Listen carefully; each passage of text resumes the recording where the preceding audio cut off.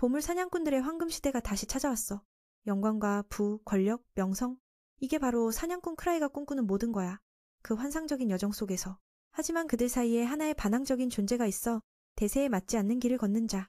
그가 바로 크라이, 스트레인지 리프라는 최강팀의 리더야. 그들은 정점에 올랐지만 바로 그 이후로 지루함에 시달리고 있어.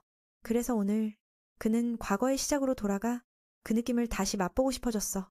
어린 시절을 떠올려봐 친한 친구들끼리 팀을 만들어 보물을 사냥하며 인생의 화려함을 즐기고 싶었어. 주요 목표는 주디아 왕국에서 세계 최강의 영웅이 되는 거야. 여기서 사냥꾼은 스타처럼 대우받아. 주요 일은 유적과 보물 전당을 찾아 세계 곳곳을 탐험하며 돈과 명성을 쟁취하는 거지. 그들은 목숨을 걸고 팬텀이라 불리는 괴물들과 싸워야 해. 지금 그는 면접이 열리는 술집으로 가고 있어. 초보 사냥꾼들을 위한 모집 장소로. 길드는 여러 강력한 팀이 모인 곳이야. 대개 그들은 서로 돕고 신인을 지지해. 사냥꾼끼리 싸우면 결국 모두 죽을 테니까. 줄을 서서 기다리다. 갑자기 한 소녀가 다가와 인사해. 그녀는 크라이도 팀을 찾는 줄 알고 함께 가자고 제안해. 그 이유는 크라이가 너무 지쳐 보이니까 다른 사람들보다 대화하기 쉽대. 그녀는 자신을 루다라고 소개해. 3급 사냥꾼으로 자격증이 있어. 크라이는 수줍게 악수를 피하고 나는 크라이 안드레라고 말해.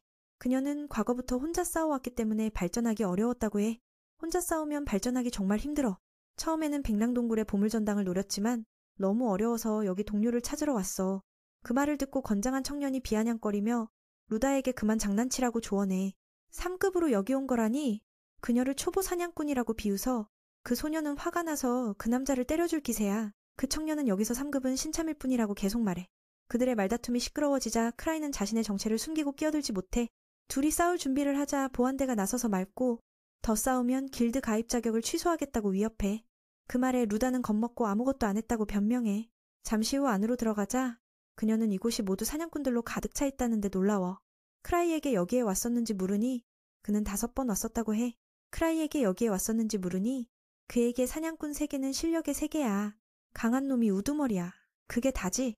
재능 있는 자는 빠르게 이름을 날려. 못하면 소떼 치러 가. 그녀는 저쪽 화려한 팀을 가리키며 말해. 크라이는 그게 세인트 스피릿즈. 이번 모집에서 가장 강한 팀이라고 설명해. 그들은 6명뿐인데 7급 보물전당을 정복했으니 사냥꾼계의 정예야. 그들의 리더는 로단이야. 그를 인정받으면 큰 성과를 거둘 수 있어. 루다는 빈 테이블에 대해 물으니 그렉이 그게 스트레인지 리프의 자리라고 알려줘.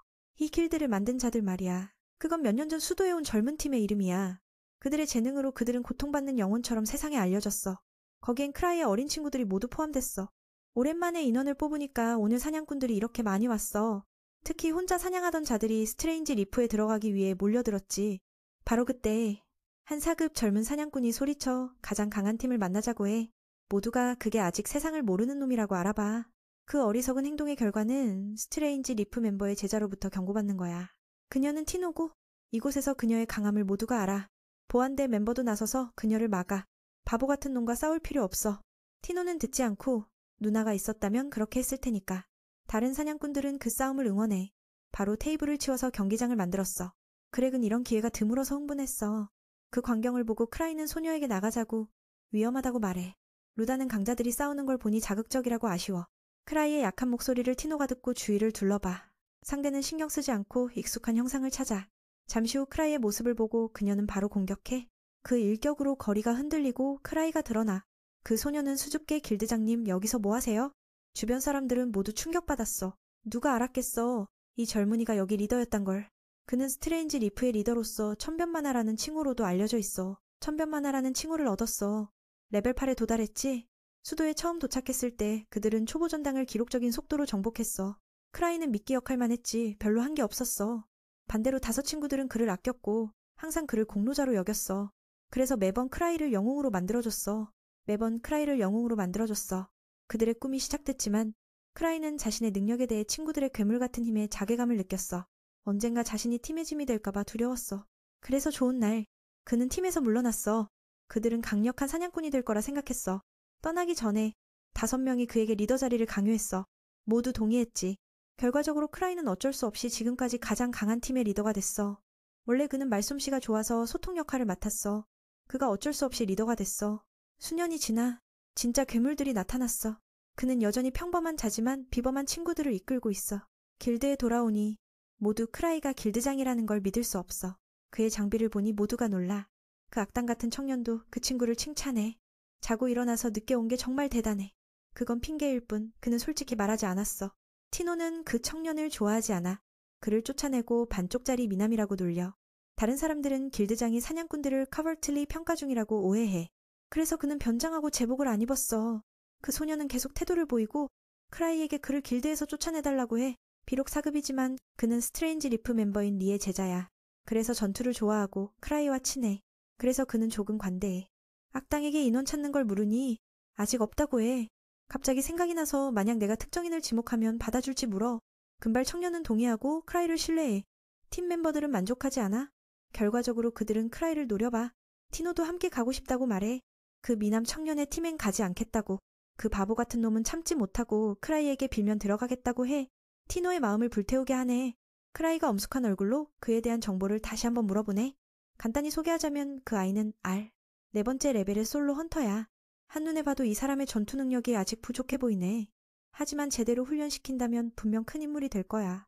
메인이 사실 사람 보는 눈이 없어서 그냥 느낌대로 선택했어. 그래서 R을 그 멋진 청년에게 추천하기로 했지. 하지만 조건 하나가 있어. 헌터에게 가장 필요한 건 뭐냐고 물어봤어. 크라이는 그게 패배하지 않는 것이라고 생각했어. 메인은 옛날부터 한 번도 진 적 없다고 했지만 사실 제대로 싸운 적도 없어. 게다가 5 친구들이 대신 도와주고 있잖아. 그 녀석의 힘을 제대로 보고 싶었어. 손에 10개의 반지가 있는데 하나를 풀었어. 누가 이 보물을 차지하면 내 팀에 추천할게 라고 선언했어. 모두가 흥분했어. 이건 드문 기회니까. 그래서 모두가 원했어. 티노는 팀에 들어갈 필요 없지만 이건 메인의 물건이니까 그 무례한 녀석에게서 반지를 빼앗기 위해 뛰어들었어. 그렇게 술집이 완전히 어수선해졌어. 그리고 이 일의 원흉은 그 기회를 타서 도망갔어. 새로 만난 2 친구에게 인사하며 인연이 있으면 다시 보자고 했어. 다음 날 아침 크라이는 어제의 소란 때문에 첫 페이지에 올랐어. 사상자는 없었지만 에바가 조심하라고 상기시켰어. 악도 그 영향으로 웃음을 터뜨렸어. 그 청년의 성격이 정말 상쾌하니까. 부방주는 메인이 그 사람에게 너무 의존하고 있다고 봤어. 모든 걸 그에게 맡기니까. 관리자도 이 문제에 대해 말했어. 직접 그를 처음부터 훈련시키라고. 청년은 전에 공격을 당할까봐 두려워서 이유를 댔어. 항상 보물로 위장해야 길을 다닐 수 있었어. 그게 리버스 페이스야. 사람을 속이는데 아주 편리하지. 마스크를 쓰면 다른 사람으로 착각하게 만들 수 있어. 에바는 지금 누가 그를 공격하겠어? 그래도 그 늙은 지부장 때문에 약간 두려워서 그를 만나러 가기로 했어. 겉으로는 멋지게 보이지만 상관을 만나면 고개를 숙이고 사과하네. 자기가 의도적이지 않았다고 변명하면서 책임을 피하려 하네. 만약 그 큰 늙은이가 때리면 끝장이야. 그 무례한 녀석이 제대로 하지 않고 불을 지폈어. 다행히 재산 피해로 끝났으니까 괜찮아. 옆에 있던 친구가 나서서 변명했어. 비록 아무 일도 없지만 그들의 규모 있는 길드 펄스테프는 타인에게 본보기가 되어야 해. 결국 어떤 임무를 완수해서 죄를 갚아야 해. 헌터 협회는 길드보다 훨씬 고급스러워. 여기는 정말 많은 이상한 임무가 모여있어. 크라이는 지부장이 헌터였으니까 이런 것들이 얼마나 터무니없는지 알겠지. 도대체 왜 나한테 주려고? 결국 그는 노려보며 스스로 하나를 선택하게 했어. 입만 살린 덕분에 3번째 레벨 임무를 얻었어. 그걸 악에게 던져서 대신하게 할 생각이었어. 집에 돌아온 후 2 사람은 그 녀석의 성격이 여전해서 한숨을 쉬었어. 예전부터 변하지 않았어. 하지만 그게 그 사람의 매력이지. 안타깝게도 방금 선택한 임무는 3번째 레벨 난이도지만 실제로 엄청 어렵네. 다음 날 메이니 친구를 만나러 갔는데 그 녀석은 이미 갔어. 티노만 있어. 바로 이거야. 그리고 놀랍게도 그녀가 어제 그 반지를 얻었어. 에메는 자랑스럽게도 길드장의 물건을 누구한테도 주고 싶지 않았어. 기회주의자 청년은 그녀가 그렇게 기뻐하니까 그 임무를 대신해달라고 미끼를 던졌어. 그 애는 데이트 초대를 받은 줄 알았어. 결과적으로 크라이가 그 어렵다고 소문난 임무를 꺼내자마자 그녀는 사라졌어. 유감스럽게도 메이는 개목줄 같은 보물을 준비해서 그녀를 붙잡았어. 갑자기 티노는 그렇게 속아서 너무 슬펐어. 보호는 태어나서 지금까지 이런 후회를 한 적이 없어. 마치 운명의 그림자가 가슴을 죄듯이. 그걸 풀어달라고 애원했지만 그 소녀는 아이스크림 먹으러 가고 싶다며 그 구조 임무가 언제 끝날지 모르니 불만이 쌓여가. 혼자서 어떻게 구할 수 있겠어? 이 혼란이 가슴을 아프게 해. 다들 그 말을 듣고 그 못된 녀석이 그 소녀를 어제의 3사람 팀에 억지로 끼워 넣었어. 다시 화가 치밀어 오르지? 조금 전에 크라이와 친한 친구들이 사냥꾼 협회에 팀 등록하러 갔을 때의 이야기야. 처음에 리더라서 먼저 들어가라는 지시를 받았어. 그는 자신만이 그 애들만큼 강하지 않다며 머리만 좋을 뿐이라 두려워했어. 팀의 짐이 될까봐 돌아가려고 했지만 친구들이 허락하지 않았지. 그 녀석은 선봉에 서서 마치 세상의 주인처럼 문을 걷어차고 들어갔어. 그 장면이 선배들을 모두 주목하게 만들었지. 그는 여기서 가장 강한 놈이 누구냐며 실력 있으면 솔로로 붙자고 했어. 리도 그걸 보고 나서서 자신이 세계 최강의 도둑이라고 소개하며 사냥꾼 등록하러 왔다고 했어. 보우와 그 두 녀석은 팀의 코미디 스타야. 하지만 아이들 같아서 아무도 신경 안 썼지. 크라이는 부끄러워서 얼굴을 어디다 숨길지 몰랐어. 게다가 팀 등록과 상징 선택 대표로 나서야 했지. 먼저 들어가서 그 누나에게 우리처럼 이상한 애들 봤냐고 물었어. 그 누나는 봤다고 했지만 너희 팀이 제일 눈에 띈다고 했어. 그 등장 장면이 정말 인상적이었어. 성관에서 성공하면 하늘로 날아오를 거야. 팀 이름과 상징은 아직 정하지 않았어. 그게 타인에게 인식되는 중요한 거라서. 크라이는 좀 특별하게 디자인해야 한다고 생각했어. 친구들은 리더에게 기대하는 눈빛을 보냈지. 그는 억지로 이 자리에 앉혀진 게 화가 나서 그들이 후회하게 만들고 싶었어. 그들의 꿈은 영웅이 되는 거지만 그는 귀신 얼굴을 상징으로 그리고 팀 이름을 스트레인지 그리프로 지었어. 그 리더 여동생도 그 이름이 너무 과격하다고 싫어했어. 그런 이름 지으면 반동파 취급받을지도 몰라. 장난으로 말하니 크라이는 슬퍼서 동력이 사라졌어. 그들이 그냥 넘어가 줄 줄 알았지만 두 초 후에 다들 이름과 상징이 정말 좋다고 칭찬했지. 어쩔 수 없이 그는 남아서 그들을 성공으로 이끌어야 했어. 그때부터 사냥꾼들의 황금시대가 스트레인지 그리프로 열리게 됐어. 현실로 돌아와. 크라이와 티노가 어제의 새 친구와 다시 상의하러 왔어. 그렉형은 크라이가 따욱한의 길드장이고 레벨 8의 천변만화라는 칭호를 가진 걸 믿지 못했어. 그 여동생도 동료들에게 길드장이 얼마나 대단한지 보여주며 그를 따르라고 했어. 그래서 크라이는 어쩔 수 없이 따르게 됐어. 천변만화라는 칭호는 스트레인지 그리프의 리더가 된 후 그의 두 번째 이름이야. 협회가 명성과 업적에 따라 뛰어난 사냥꾼에게 그 영예를 수여하지. 그들의 공헌을 기리기 위해 사냥꾼들에게는 자랑스러운 거야. 모두가 갖고 싶어해. 두보스는 그가 레벨 8이라고 믿지 못해. 보기에 너무 약해 보이니까. 경도에서 가장 강한 자가 이렇게 보일 리 없어. 티노는 그 녀석이 눈이 멀었단 생각에 길드장의 위대함을 알아보지 못해서 안 됐어. 그는 우물 안개구리일 뿐이야. 그 이후로 이 녀석과 같은 팀은 싫다고 빠지겠다고 했어. 그녀는 그런 허세 부리는 녀석들이 싫어. 크라이도 그중 하나라서 마음이 아팠어. 그는 친구들이 자신을 가장 강하다고 여기저기 자랑해서 떠올렸어. 스트레인지 그리프의 명성 덕분에 모두가 크라이를 경도의 최강자로 보게 됐어. 대략 임무에 대해 어제 설명했어. 자기 집 아이를 도와달라고 부탁한 거야. 루보스는 그를 약하다고 생각해서 거절했어. 자신보다 약한 녀석 말을 어째 따르겠어. 그렉형도 말렸어. 길드에서 쫓겨나면 사냥꾼 인생 끝이야. 크라이는 그런 녀석들은 신경 안 쓰고 그 둘에게만 부탁했어. 루다는 당연히 동의했어. 백랑 동굴에 가고 싶었으니까. 이건 좋은 기회야. 그 젊은이는 집에 남겨지자 크라이에게 물었어. 티노의 머리를 쓰다듬으며 그녀가 세 사람과 가라고 했어. 아니면 다른 사람 초대해도 돼. 그녀는 귀엽게 보이며 길드장이 함께 가길 바랐어. 하지만 그는 안 갔어. 커플이 떠나는 걸 보고 루보스는 대련을 요구했어. 자기가 지면 친구가 되자고 했어. 하지만 그들은 필요 없었어. 그래도 교훈을 주기로 하고 새 팀의 리더인 티노를 내보냈어. 실제로 그녀가 말하지 않아도 그녀는 할 거야.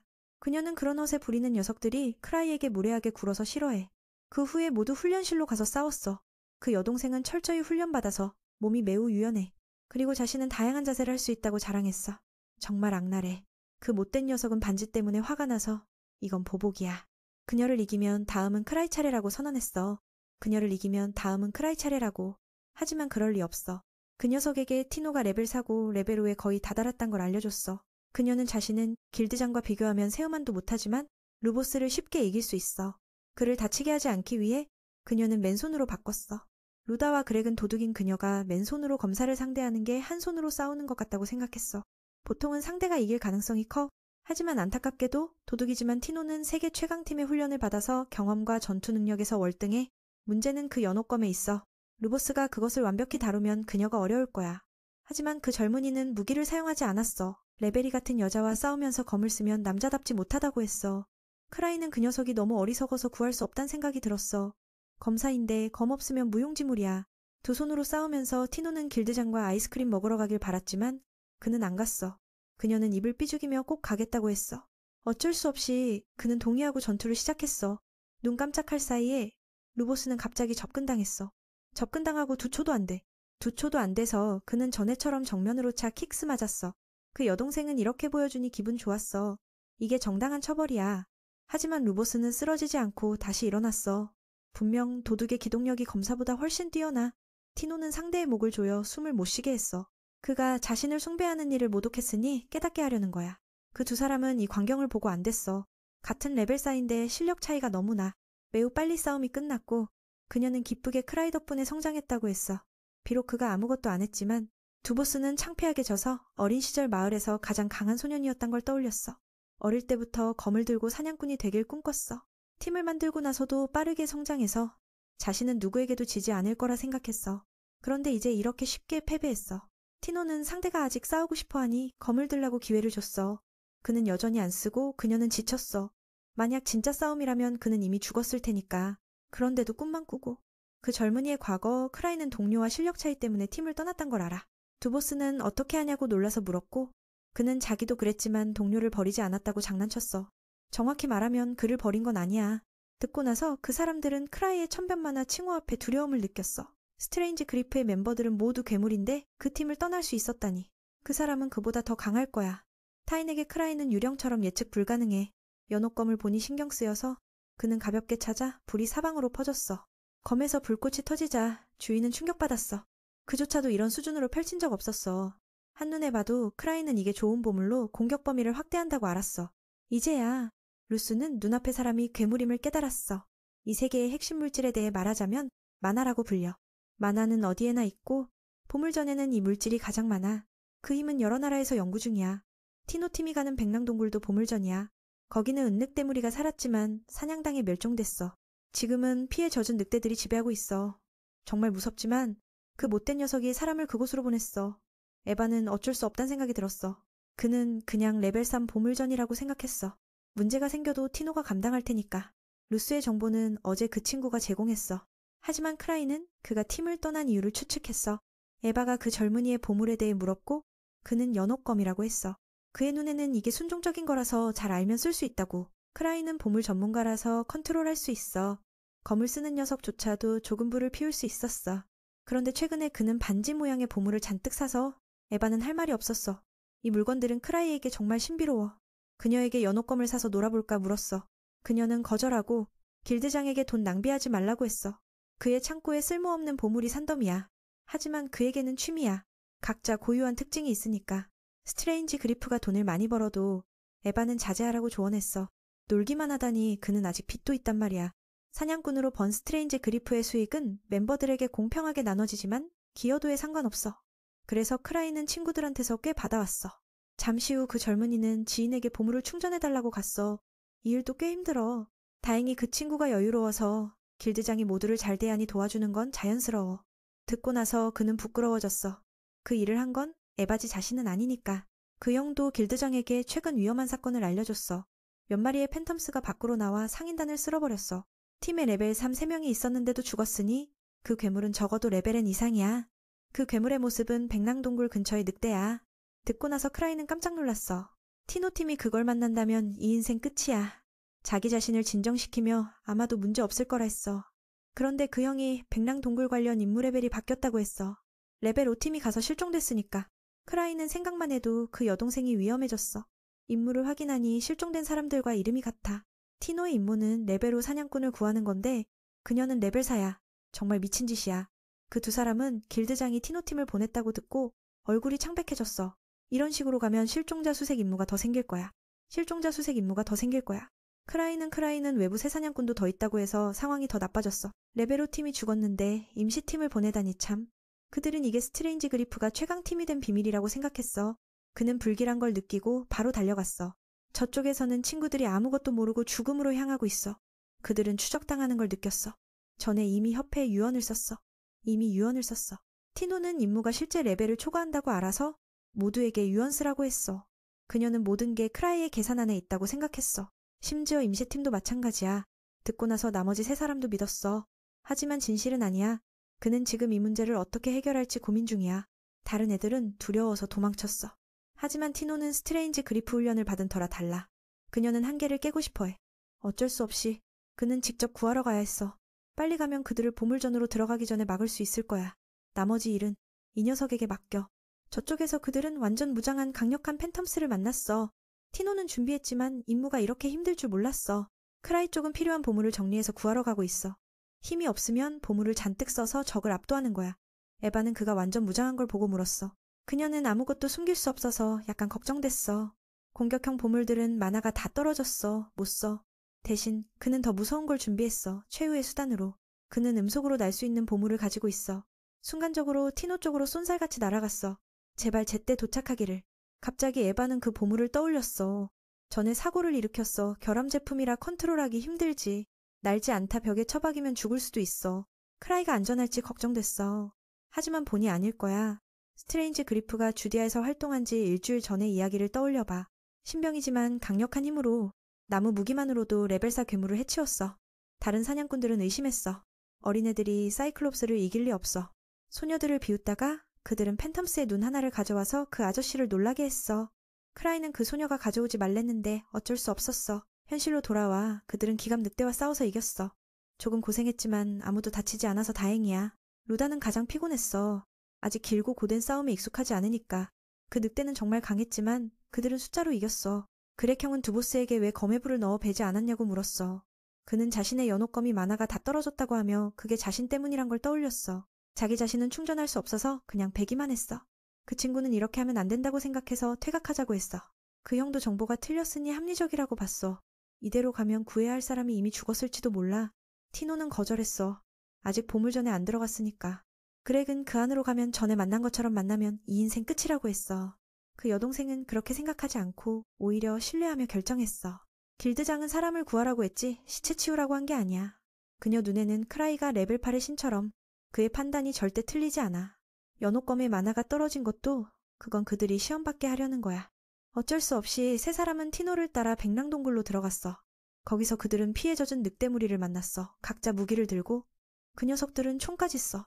분명 전에 만난 놈만 강해진 게 아니야. 백랑동굴은 시문 크기의 시월을 위해 만들어졌어. 거기 사는 은늑대는 몸이 크고 붉은 늑대들은 제한받아. 그들의 목표는 빨리 동굴로 들어가 지형 우위를 차지하는 거야. 두보스는 혈기로 길을 열어 총 든 놈부터 없애려고 했어. 아직 못하기도 전에 티노가 머리가 나쁘다고 야단쳤어. 들어가면 자살행위야. 임시 리더로서 그녀는 모든 걸 책임져야 해. 그래서 이번에는 그의 지시를 따르라고 했어. 그녀는 길드장이 기대하고 있으니 모두를 안전하게 데려오겠다고 생각했어. 그건 그녀가 정한 절대 조건이야. 속도면에서는 그녀와 루다가 빠르니 유인할게. 그동안 나머지 두 사람은 활과 총 든 놈을 공격해. 크라이 쪽은 여전히 빠르게 날아가고 있지만 멈출 수 없어. 그는 적어도 티노가 살아있길 바래. 그녀가 다른 사람을 방패로 쓰는 걸 허락할 정도야. 저쪽 전투는 시작됐어. 보물전 안에서 좁은 공간이 그들을 유리하게 해. 팬텀스는 강하고 끈질기지만 그들은 팀워크가 있어. 점점 더 잘 맞출수록 싸움이 쉬워져. 마침내 노력으로 모두를 쓰러뜨렸어. 티노는 기분 좋게 이 네 사람 팀으로 강력한 괴물을 이기는 건 어렵지 않단 걸 깨달았어. 상대는 협력이란 걸 모르니까. 몇 마리가 더 나타나도 그들은 걱정하지 않고 자신만만해. 임시팀이지만 각자 뛰어나서 임무를 잘 해내. 입으로는 허세 부리지만 두보스는 정말 강해. 거미 능력을 안 써도 한 마리를 혼자 이겨. 그렉은 경험이 풍부하고 사람 다루는 게 훌륭해. 루다는 눈에 띄는 공헌은 없지만 탐색 능력이 뛰어난 도둑이야. 그 덕분에 티노는 싸움에 집중할 수 있어. 괴물에게 둘러싸이지 않고. 이걸 보면 크라이의 모든 계산이 정확했어.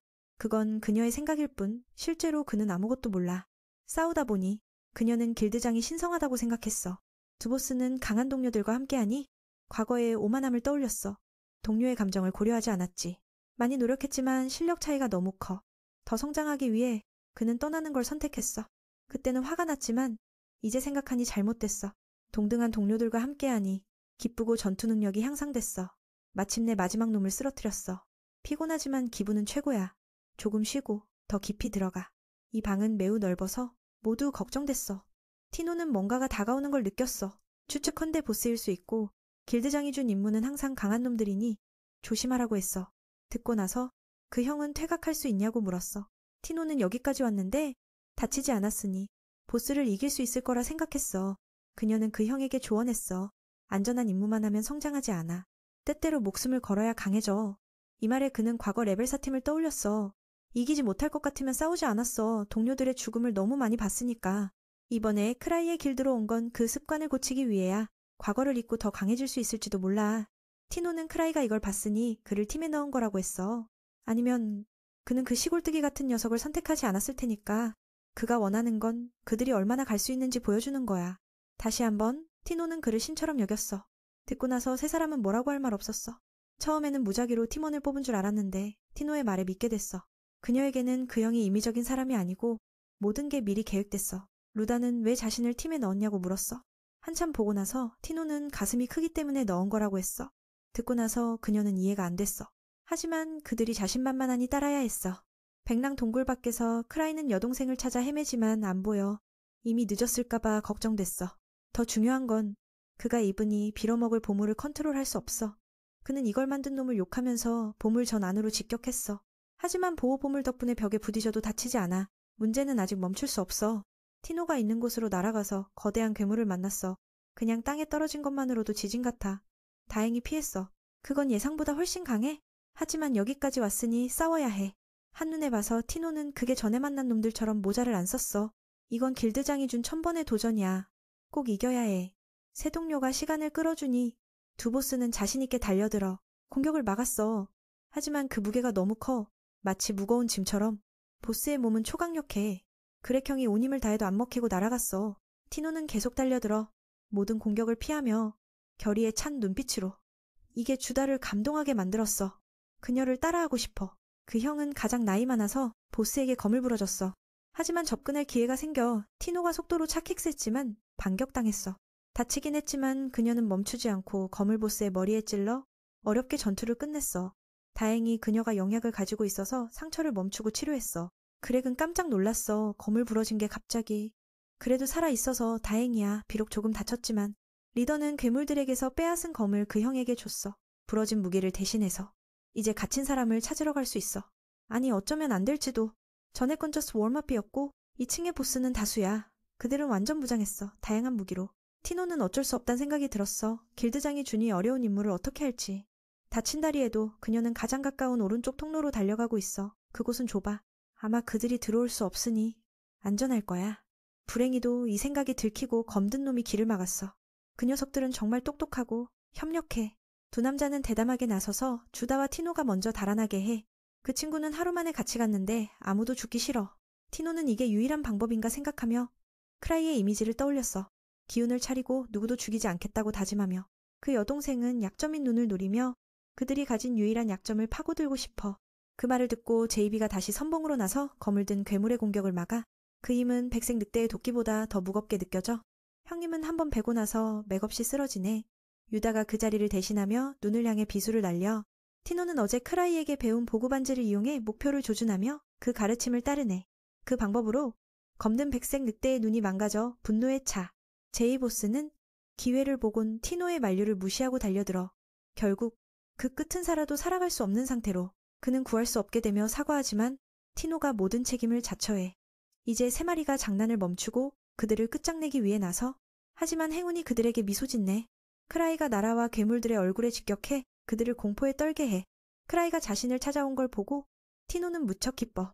그 청년은 적들의 포위 속에서 이 팬텀 놈들이 어디서 튀어나온 건지 궁금해져. 위협받자 검든 백색 늑대가 공격하지만 효과가 없어. 크라이의 몸에는 수많은 보호구가 있어서 무려 17번의 목숨을 가졌어. 그 들개는 입을 딱 벌리고 자신의 공격이 튕겨나가는 걸 보고 놀라워.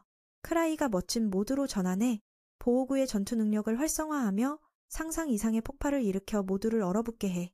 바로 레벨 8 사냥꾼의 능력이네. 크라이는 사람들 앞에서 멋지게 보이려 하니 계속 연기하며 놀랍게도 그 공격 후 검든 늑대는 멀쩡하고 자신도 어리둥절해. 실제로는 아직 깨지 않았어. 그건 그냥 쇼였지. 데미지는 거의 없어.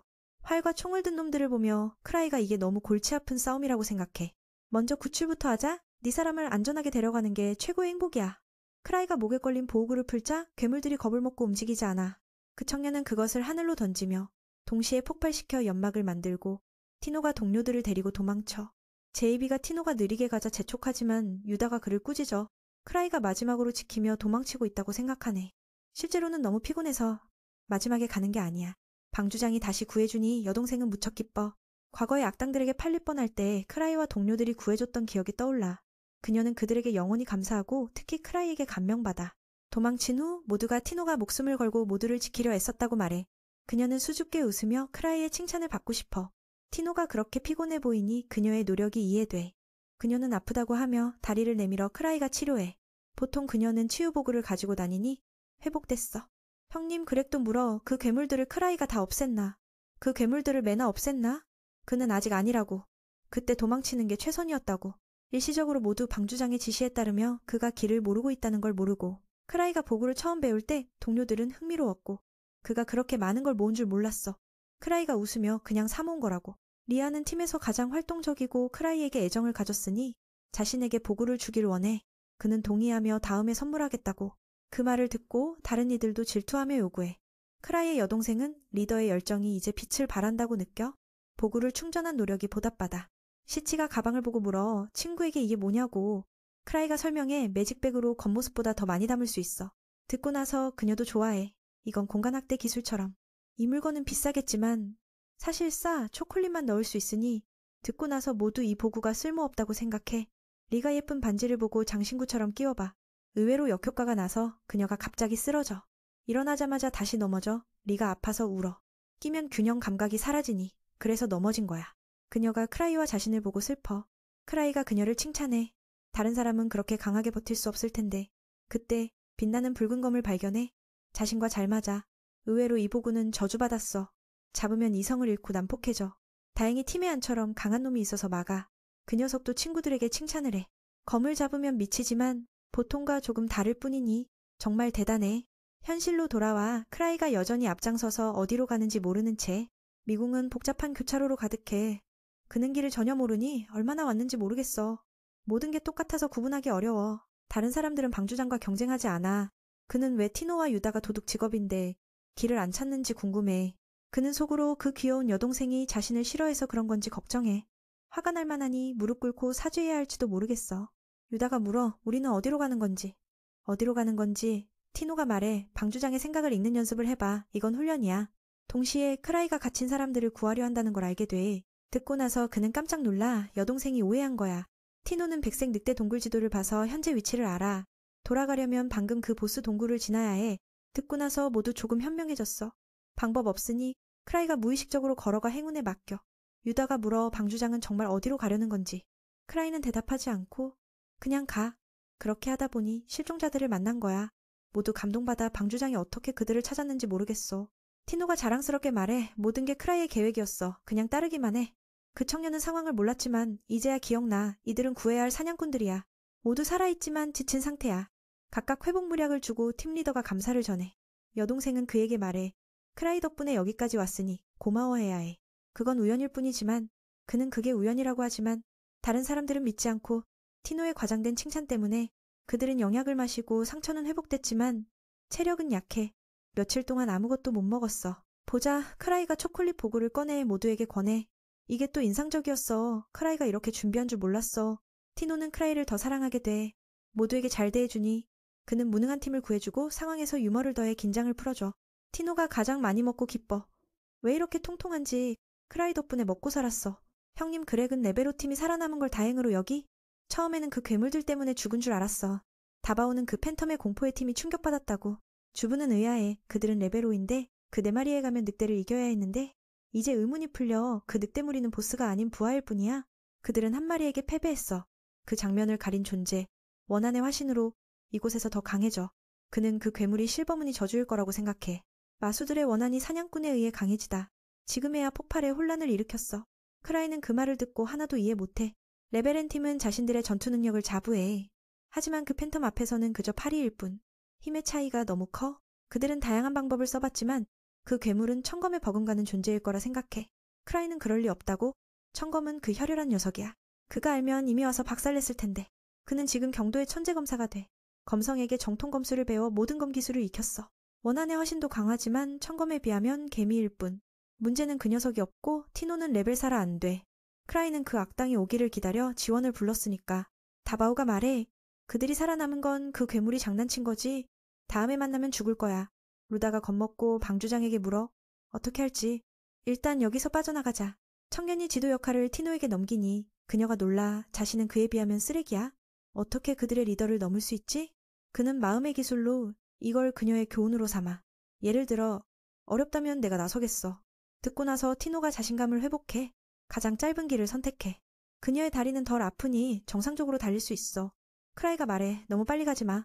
상처 입은 사람들이 있고 더 중요한 건 나도 따라가지 못할 테니까. 잠시 후 거의 나갈 때 모두 기뻐. 저쪽 팀의 형님도 방패가 되고 싶어. 만약 그 강한 괴물이 나타나면. 티노는 모두를 보호하고 싶어. 방주장이 있으니까. 어떻게 누굴 버릴 수 있지? 크라이도 그녀의 과장된 홍보에 손을 들었어. 만약 정말 만나면 나 혼자 티노를 안고 도망칠 텐데. 다른 아이들은 어쩔 수 없어. 그 사람들이 자신을 방패로 삼아 동료를 구하길 청하니 그는 모두를 진정시켜. 말이 끝나자마자 괴물들의 울음소리가 생사전투의 시작을 알려. 지금 크라이에게는 5번의 죽음이 있지만 6번째는 로그아웃일 수 있어. 다른 물건들은 그들을 막을 수 없어. 더 나쁜 건 가장 중요한 게 안 보여. 티노가 갑자기 더 무서운 걸 느껴. 비록 약하지만 매니 여동생을 보호해. 그는 망토로 날아가 괴물과 필사적으로 싸울 생각이야. 아마 한 번 막을 수 있겠지. 그 후에 빠지자. 원한이 다가오니 모두 겁에 질려 움직이지 못하지만 그보다 더 무서운 게 나타나. 그건 알아보지 못해. 티노가 봐야 등 뒤로 숨어. 그 작은 건 자신의 스승이야. 크라이를 구해달라고 애원해 최선을 다했어. 그는 당연히 리인 걸 알아. 하지만 왜 여기 있는지 모르겠어. 팬텀이 용처럼 다가오다 뒤에 작은 게 발로 차서 폭발하게 해. 거의 죽을 뻔. 가장 강한 팀의 상징인 해골. 리는 지금 2번째 괴물처럼 보여. 그녀가 다가와 크라이 뒤에 숨어있는 무능한 작은 걸 물어. 그녀에게 마스크를 벗으라고 말해. 다른 사람들이 덜 무서워하라고. 부는 이 얼굴을 모르니 강한 그녀가 모욕감을 느껴. 게다가 크라이를 사랑하는 사람이 여기 있으니. 그래서 갑자기 화가 나. 스트레인지 그리프트의 멤버를 모르는 이들을 적으로 봐. 그녀는 실망해. 애써왔는데 수치스러워. 그녀의 제자에 대해서도 부끄러워. 그녀가 뒤로 가. 크라이의 말도 무시하고 티노를 세게 꾸짖어. 두버스는 임시 리더가 괴롭힘을 당하자 말해. 결과는 거의 로그아웃 될 뻔. 다른 아이들은 그 장면을 보며 번개처럼 놀라. 너무 빨라. 네가 제자를 가르치는데 방해를 하니. 방해를 한 걸 물어. 그녀가 여동생에게 물어. 너 무능력자지? 어떻게 이렇게 약한 제자를 키웠지? 아니면 연습이 덜 됐나? 최근에 게으른가 봐. 티노가 개처럼 불려도 대꾸 못해. 맞을 줄 알았어. 리는 네가 얼마나 배웠는데. 스승의 얼굴에 침을 뱉냐고. 그녀는 여동생의 머리를 쿡쿡 찌르며 너처럼 바보는 죽는 게 나을 거야. 크라이만 괴롭히지. 불쌍한 소녀는 무릎 꿇고 용서를 구해. 매니 봐서 말해. 티노가 내준 임무를 완수했어. 그리고 칸 그녀는 남을 배려해. 그래서 그녀를 조금 기분 좋게 해. 그녀가 너무 강하니. 매니 억제했어. 그래서 공격할 때 적당히 멈춰 데미지를 줄여. 돌아보니 알비가 너무 불쌍해. 이건 최소 10개 뼈가 부러진 거야.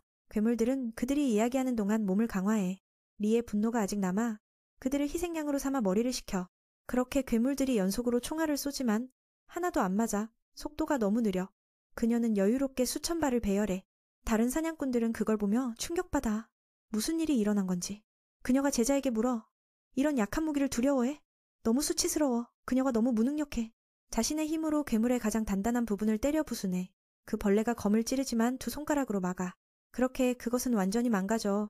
사냥꾼 중 가장 강한 자 앞에서 반항 못해. 티노는 그 장면을 보며 눈물을 흘려. 자신에게 기대가 크니까. 언제 스승의 속도를 따라갈 수 있을지. 그래서 좀 불쌍하지만 그냥 내버려둬. 그리고 크라이의 예측처럼 그 팬텀은 리에게 가려운 정도야. 이 코미디 듀오는 계속 싸워. 그래서 가장 강한 자로 불려. 괴물이 완전히 망가진 후 리가 진정돼. 그녀는 놀라운 속도를 가졌어. 아무도 따라갈 수 없으니 저령이라는 별명으로 그녀도 크라이를 안아. 평소처럼. 몇 날 후 루스가 회복되자 청년 옷검을 천변만화에게 선물해. 그는 아직 약해서 이 무기의 능력을 다 쓰지 못하니 옛팀과 다시 연습해. 다른 사람들은 정신을 북돋워 동시에 사과하라고 조언해. 청년은 목표를 세워 나중엔 맨손으로 저령처럼 싸우겠다고. 티노가 말문이 막혀. 세상에 그런 사람은 스승뿐이야. 이유는 많아. 특히 그 팀의 최고 마스크 때문이야. 이건 크라이가 만든 거지만 눈과 콧구멍을 깜빡 잊었어. 악마 같은 친구들은 아무것도 보지 않고 싸우는 걸 즐겨. 그래서 더 강해졌어. 이게 그들이 지금 괴물처럼 된 이유야? 봐야 할 필요 없으니까. 한 년 전쯤 시치가 위험한 슬림인 리무루를 크라이에게 맡겼어.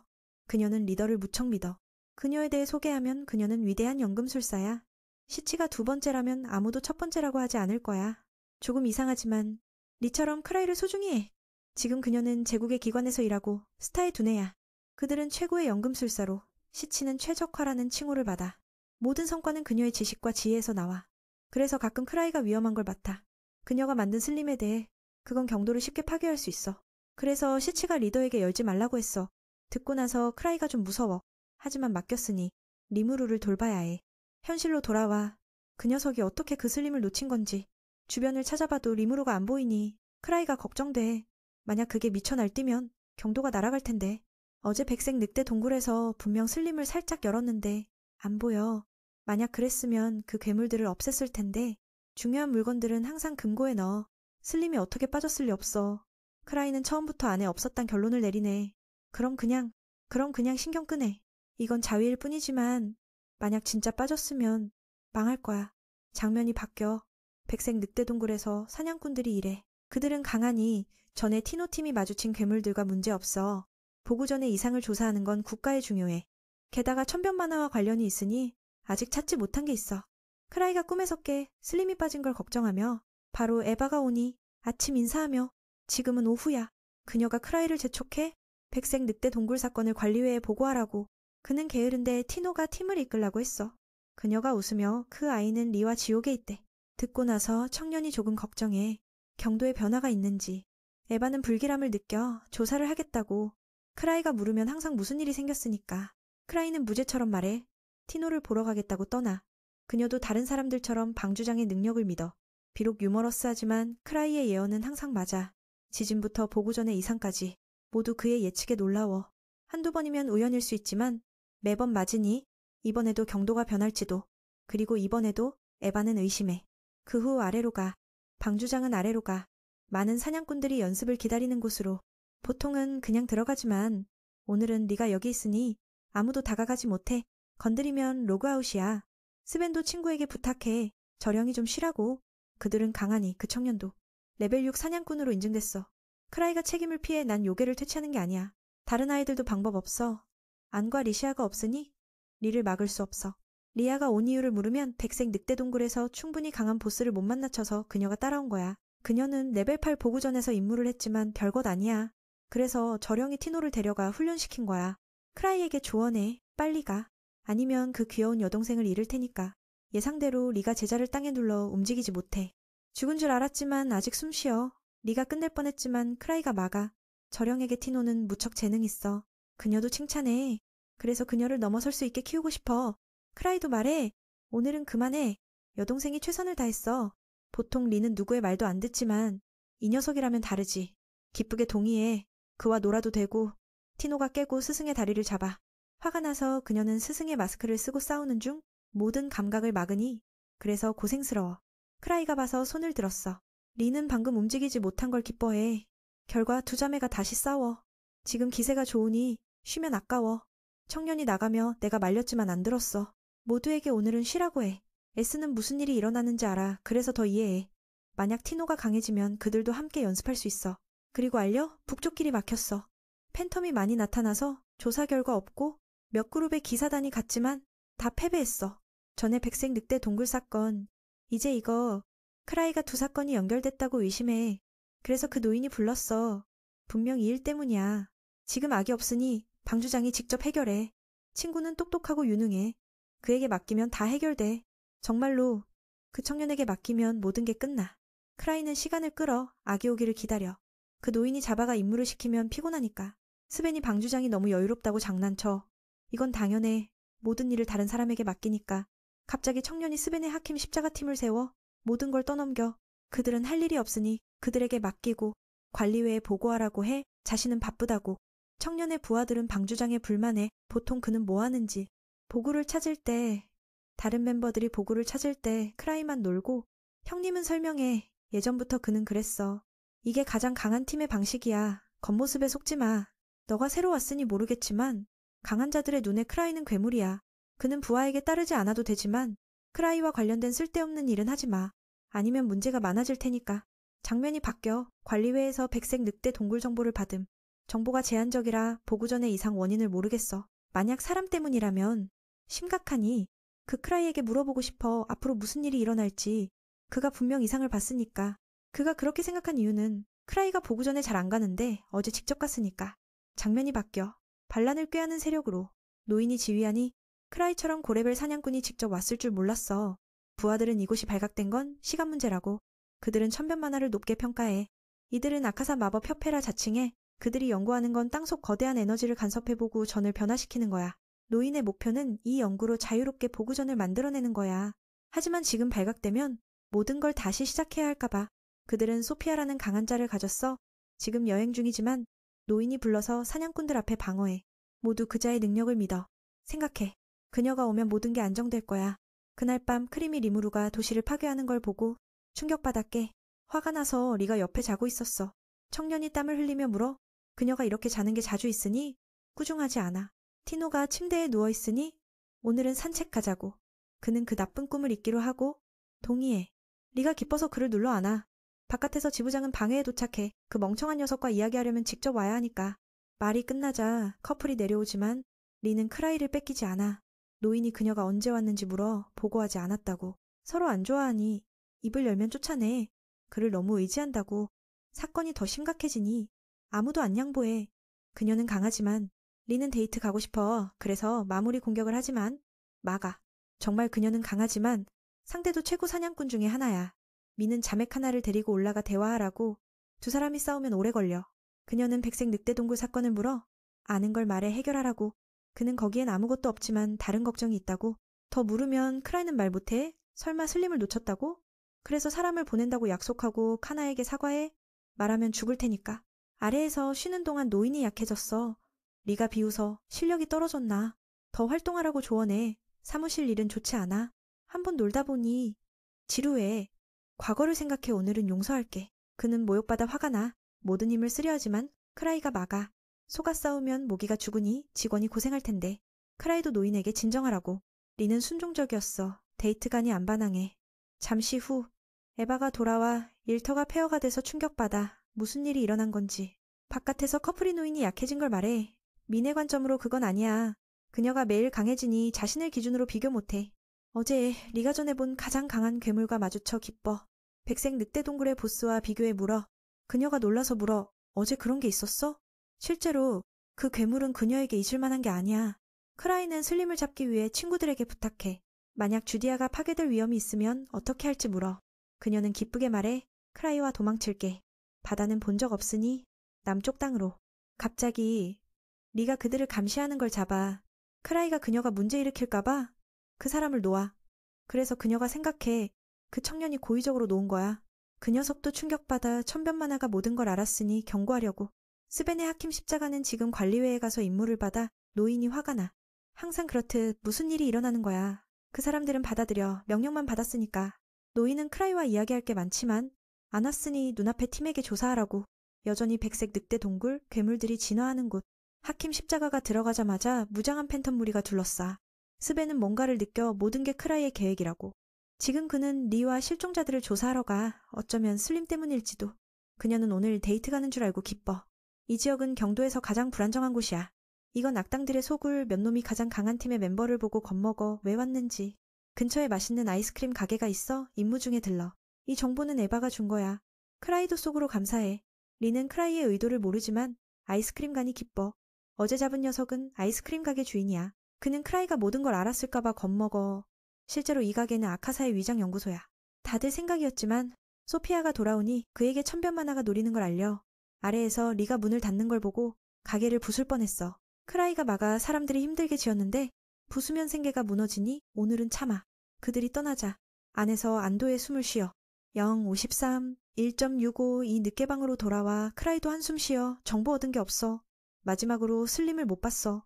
만약 파괴할 생각이면 지금쯤 일이 났을 텐데. 그래서 다른 곳에 떨어졌다고 생각해. 시치가 언제 돌아올지 물으면 그녀가 장비를 많이 가져갔으니 정리하는데 시간이 걸릴 거야. 크라이는 자신을 안심시켜. 시가 제때 올 테니까. 에바가 와서 스벤팀이 백색 늑대 동굴에서 임무를 맡았다고. 그녀는 악 대신 멤버를 추가했어. 내일 조사단이 출발하고 전문가도 있어.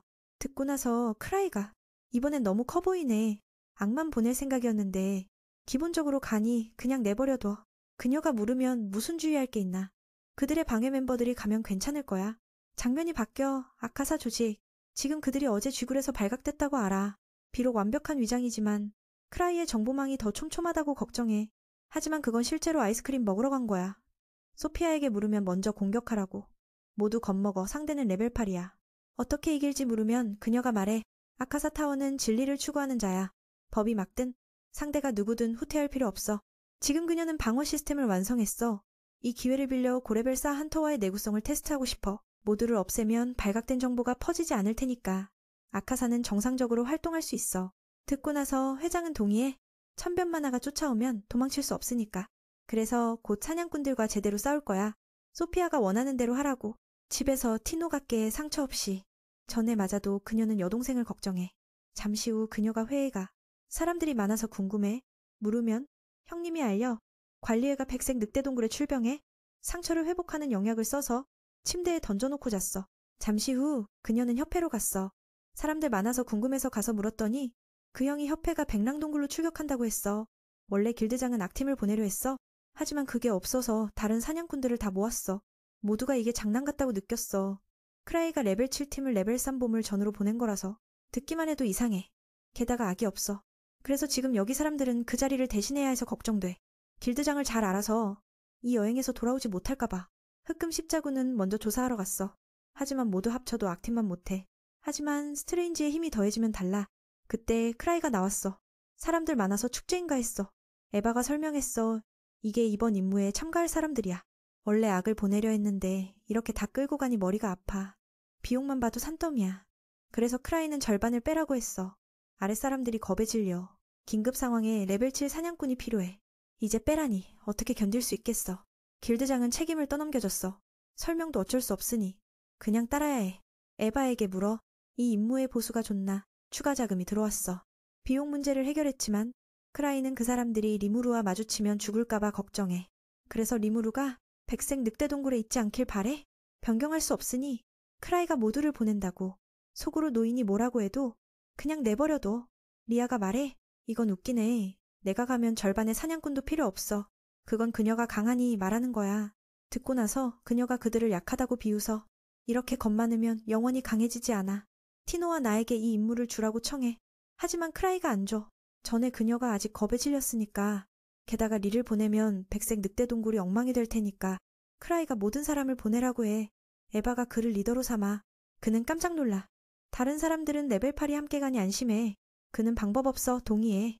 하지만 지금 바쁘니 스벤의 하킴 십자가가 먼저 리더야. 나중에 갈 테니까 그들이 다 끝내면 나타나는 걸로. 백색 늑대 동굴로. 스벤의 팀이 괴물들을 다 없앴어.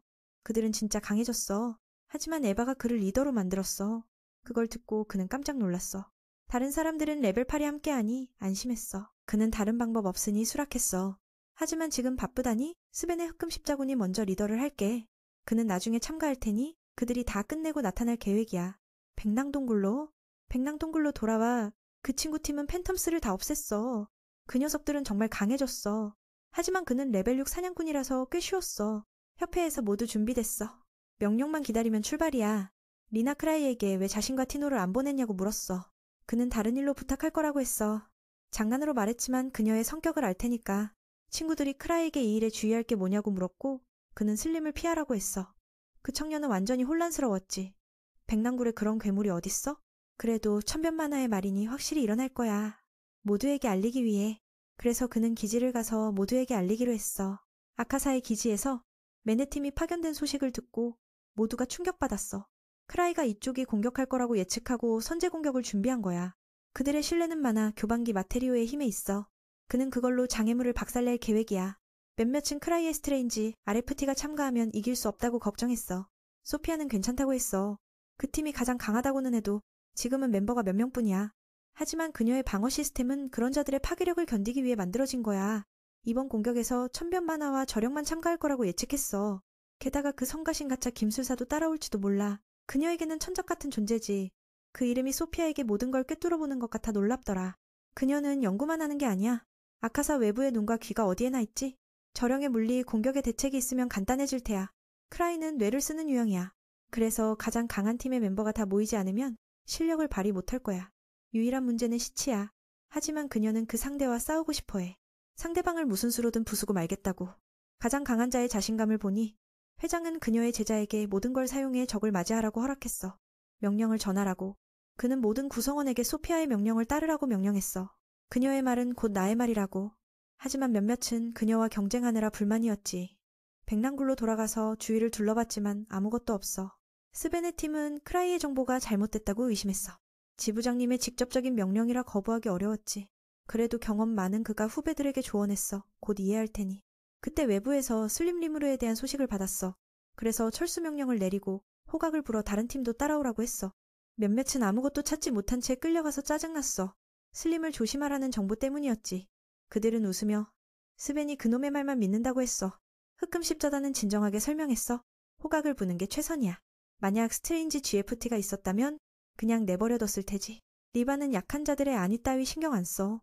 오히려 위험에 빠뜨릴지도 몰라. 하지만 그 팀은 다르지. 자매처럼 인간미가 있어. 흑금 십자단의 원칙은 사상자를 내지 않는 거야. 그래서 호각을 불어 모두를 부른 거지.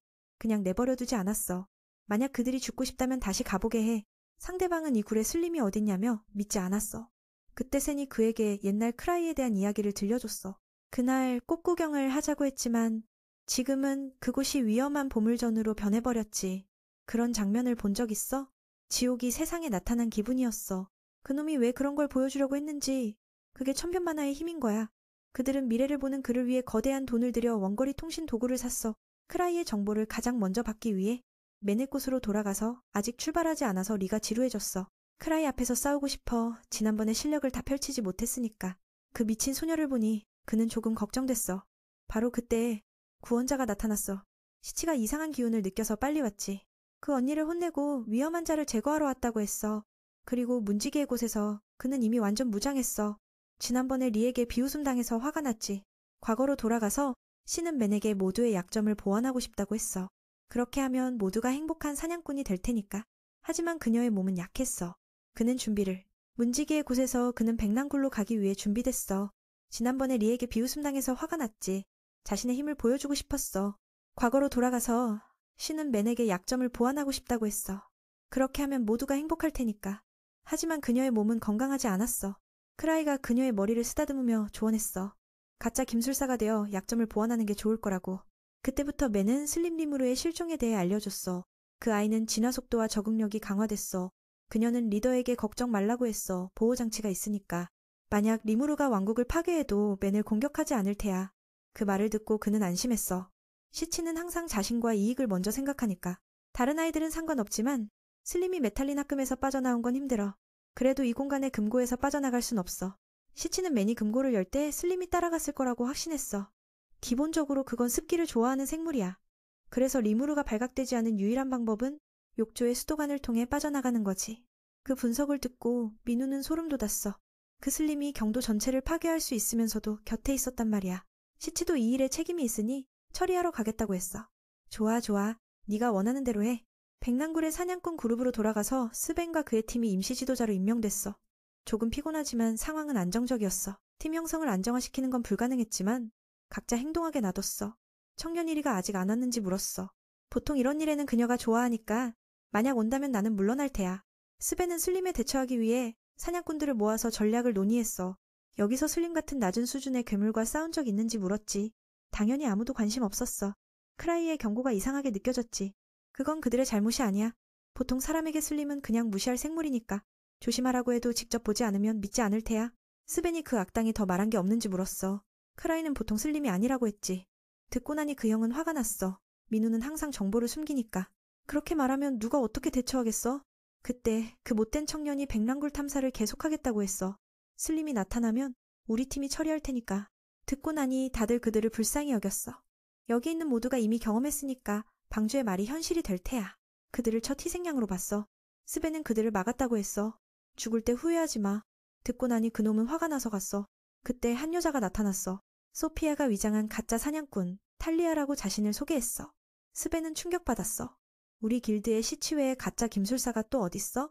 화려한 그녀는 시치와 함께 연구하는 동료였어. 슬림에 대해 오랫동안 연구했으니까 그걸 없애는 약을 가져왔어. 시치가 만든 거야. 슬림의 몸을 99% 파괴해. 그녀는 위장으로 숨어서 아카사의 멤버들에게 공격 준비를 알렸어. 상대는 2명의 유명 사냥꾼과 100명의 하수인. 걱정 없어. 다행히 천변만화와 저령이 안 왔으니까 오늘 밤 이곳은 재앙이 될 거야. 바깥에서 스벤은 그룹들을 지시해서 굴로 들어가게 했어. 변화가 있으면 호각을 불어 도와달라고. 모두가 무사히 돌아오길 바라고. 사냥꾼들은 기운을 내서 방주에게 보여주려고 했어. 하지만 오후까지 슬림은 나타나지 않았고 그냥 평범한 괴물들만이었어. 몇몇 약한 자들이 다쳤지만 치료 중이었어. 만약 민우의 예측이 틀렸다면 이건 그들에게 드문 행운일 테야. 맞으면 사냥꾼 절반이 죽는 건 정상일 테야. 새로 들어온 사람들은 여전히 화가 났어. 조사만 했다면 오래전에 끝났을 텐데. 스벤은 그를 혼자 가지 말라고 경고했어. 화장실 가는 것까지 그렇게? 그렇게 하면서 그는 아카사의 음모를 발견했어. 매우 강한 백랑을 준비해서 사냥꾼들과의 전투를 시작할 계획이었지. 위험이 느껴지자 그는 재빨리 공격했어. 한 놈을 쓰러뜨렸고 나머지는 마법으로 막았어. 그렇게 두 놈이 패배했어. 그 청년도 마법에 맞아서 파리 화상을 입었어. 그 불운한 놈들은 천변만화의 사람이 왜 여기 있는지 모르겠어. 청년은 방주가 않았고 그냥 사냥꾼뿐이라고 했어. 계획은 성공할 테지. 듣고 나니 그는 흥분했어. 계획이 성공할 테니까. 그 동료가 팬텀에게 약을 주입해서 강하게 만들었어. 아마도 8급 괴물보다 강하고 놀랍게도 슬림의 특성을 가졌어. 그래서 크라이의 예언이 현실이 됐어. 그건 강제로 마화 상태로 변했어. 마력이 높아. 대상이 되는 건 바깥 사냥꾼들이야. 그들의 힘을 노려. 스벤은 멀리서 호각 소리를 듣고 모두를 모았어. 그놈이 화장실 간 지 오래됐어. 끝났어. 분명 죽었을 테야. 경고 안 듣는 대가야. 그는 거의 파괴된 팔로 달려왔고 천변만화의 말이 맞다고 경고했어. 슬림이 다가오고 있어. 이 광경을 보니 다들 그게 보통 슬림이 아님을 알았어. 그 폭발로 스벤은 팀을 지키라고 명령하고 다리에 화살을 쏘았어. 폭발이 일어났지. 다른 멤버들이 마법을 퍼부었지만 먹히지 않았어. 그놈은 회복됐고 무슨 일이 일어났는지 물었어. 2명의 바보가 괴물에게 약을 줘서 이렇게 됐다고 했어. 스벤은 속으로 방주를 욕했어. 슬림이 물리와 마법 모두에 안 맞다니. 6급 사냥꾼인 자신조차 효과가 없었어. 스벤은 그걸 붙잡아야 한다고 했어. 풀어주면 모든 걸 파괴할 테야. 탈리아가 슬림 전문약을 꺼냈고 그걸 사용했어. 그는 괴물을 유인했지만 갑자기 뛰어올라 다가왔어. 청년은 성공적으로 괴물을 유인해서 약을 파괴시켰어. 몸이 녹았지. 하지만 불과 2초 만에 원상복귀됐어. 분명히 이 괴물은 그들이 싸울 수 없는 거야. 스벤은 크라이를 욕했어. 미리 알려주지 않았으니까. 아마도 그놈이 그들을 죽이려고 한 거야. 그때 시치가 왔어. 그 생물이 마력방벽과 비슷하다고. 모두가 놀랐어. 사그레의 멤버가 왔네. 그녀는 방주가 걱정해서 자신을 보냈다고 했어. 팬텀의 몸은 엄청난 마력으로 둘러싸여 있어. 강력한 장벽을 만들었어. 그래서 화살과 마법이 모두 무효화됐어. 시치에 따르면 이런 레벨의 괴물은 8급 보물전에도 없었어. 그건 그녀를 흥미롭게 했어. 만화 마테리오가 몸속에서 융합되면서 팬텀을 강제로 변화시켰지. 시치는 스트레인지에서 가장 약한 가짜 김술사지만 여기서는 가장 강하니까 괴물이 그녀를 노려. 그녀를 먹어 영양을 보충하고 싶지만 쉽지 않아. 시치는 가볍게 모든 공격을 피했어. 이건 실패작이야. 그래서 좀 불쌍해. 스벤은 그녀를 물러나게 하려 했지만 그녀는 안 가. 바로 약병을 던졌어. 그 형은 신호를 받고 그것을 부수면서 슬림을 녹였어. 모두가 충격받았어. 시치가 어떻게 그렇게 빠르게 8급 이상의 괴물을 쓰러뜨렸는지. 지부장 문지기가 갑옷을 입고 나타나서 다들 놀랐어. 시치가 타고 왔어. 그녀 혼자서 빨리 못 가니까. 그녀는 방금 일과 앞으로 일어날 일을 설명했어. 아카사의 사람들은 괴물이 쉽게 파괴됐다는 소식을 듣고 소피아의 말이 맞았어. 시치가 이곳을 노리고 있어. 더 중요한 건 그녀가 모든 걸 꿰뚫어봤어. 저쪽에서 사냥꾼들은 새로운 적 아카사 타워에 대해 설명받았어. 몇몇은 믿지 않았어. 그 리더들이 이미 추방됐으니까. 시치는 사람들이 믿지 않을 줄 알았지만 자신은 마스터 마르가스를 추적 중이야. 그가 보물전의 이상을 일으킨 원인이라고. 방금 팬텀은 그들의 제품이었어. 탈리아는 만약 그렇다면 지하에 장치가 있을 거라고 했어. 시치도 확인했어. 그들이 그런 변화를 일으키려면 큰 도구가 필요하니까.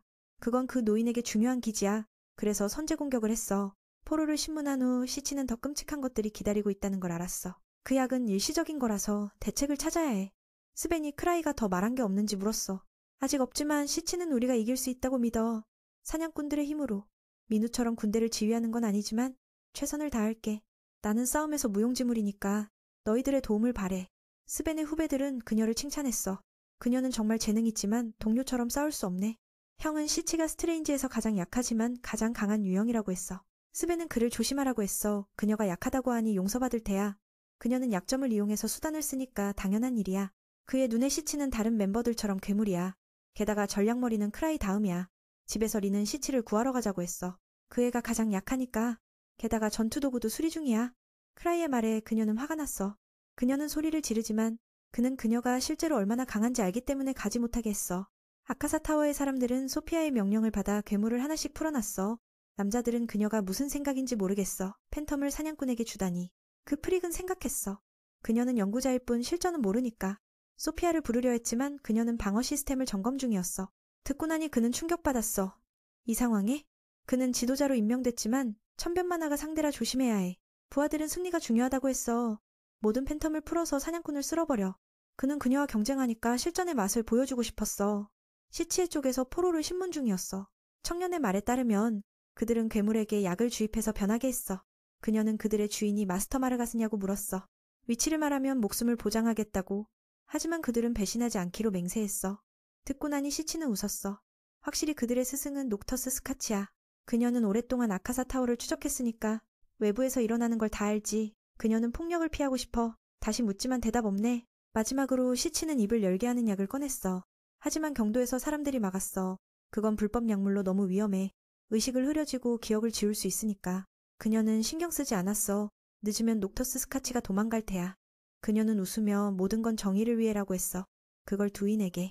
그는 그녀가 말한 게 맞지만 두인에게 그럴 수 없어. 그런 건 범죄자들만 쓰니까. 듣고 나니 시치는 사과하며 장난이었다고 했어. 그리고 그 약을 마셔서 가짜라고 증명했어. 모두가 그 광경에 경악했어. 그녀가 그 끔찍한 약을 견딜 수 있네. 이제 그들은 그녀를 고발할 수 없어. 바깥에서 팬텀들이 풀려나서 공격했어.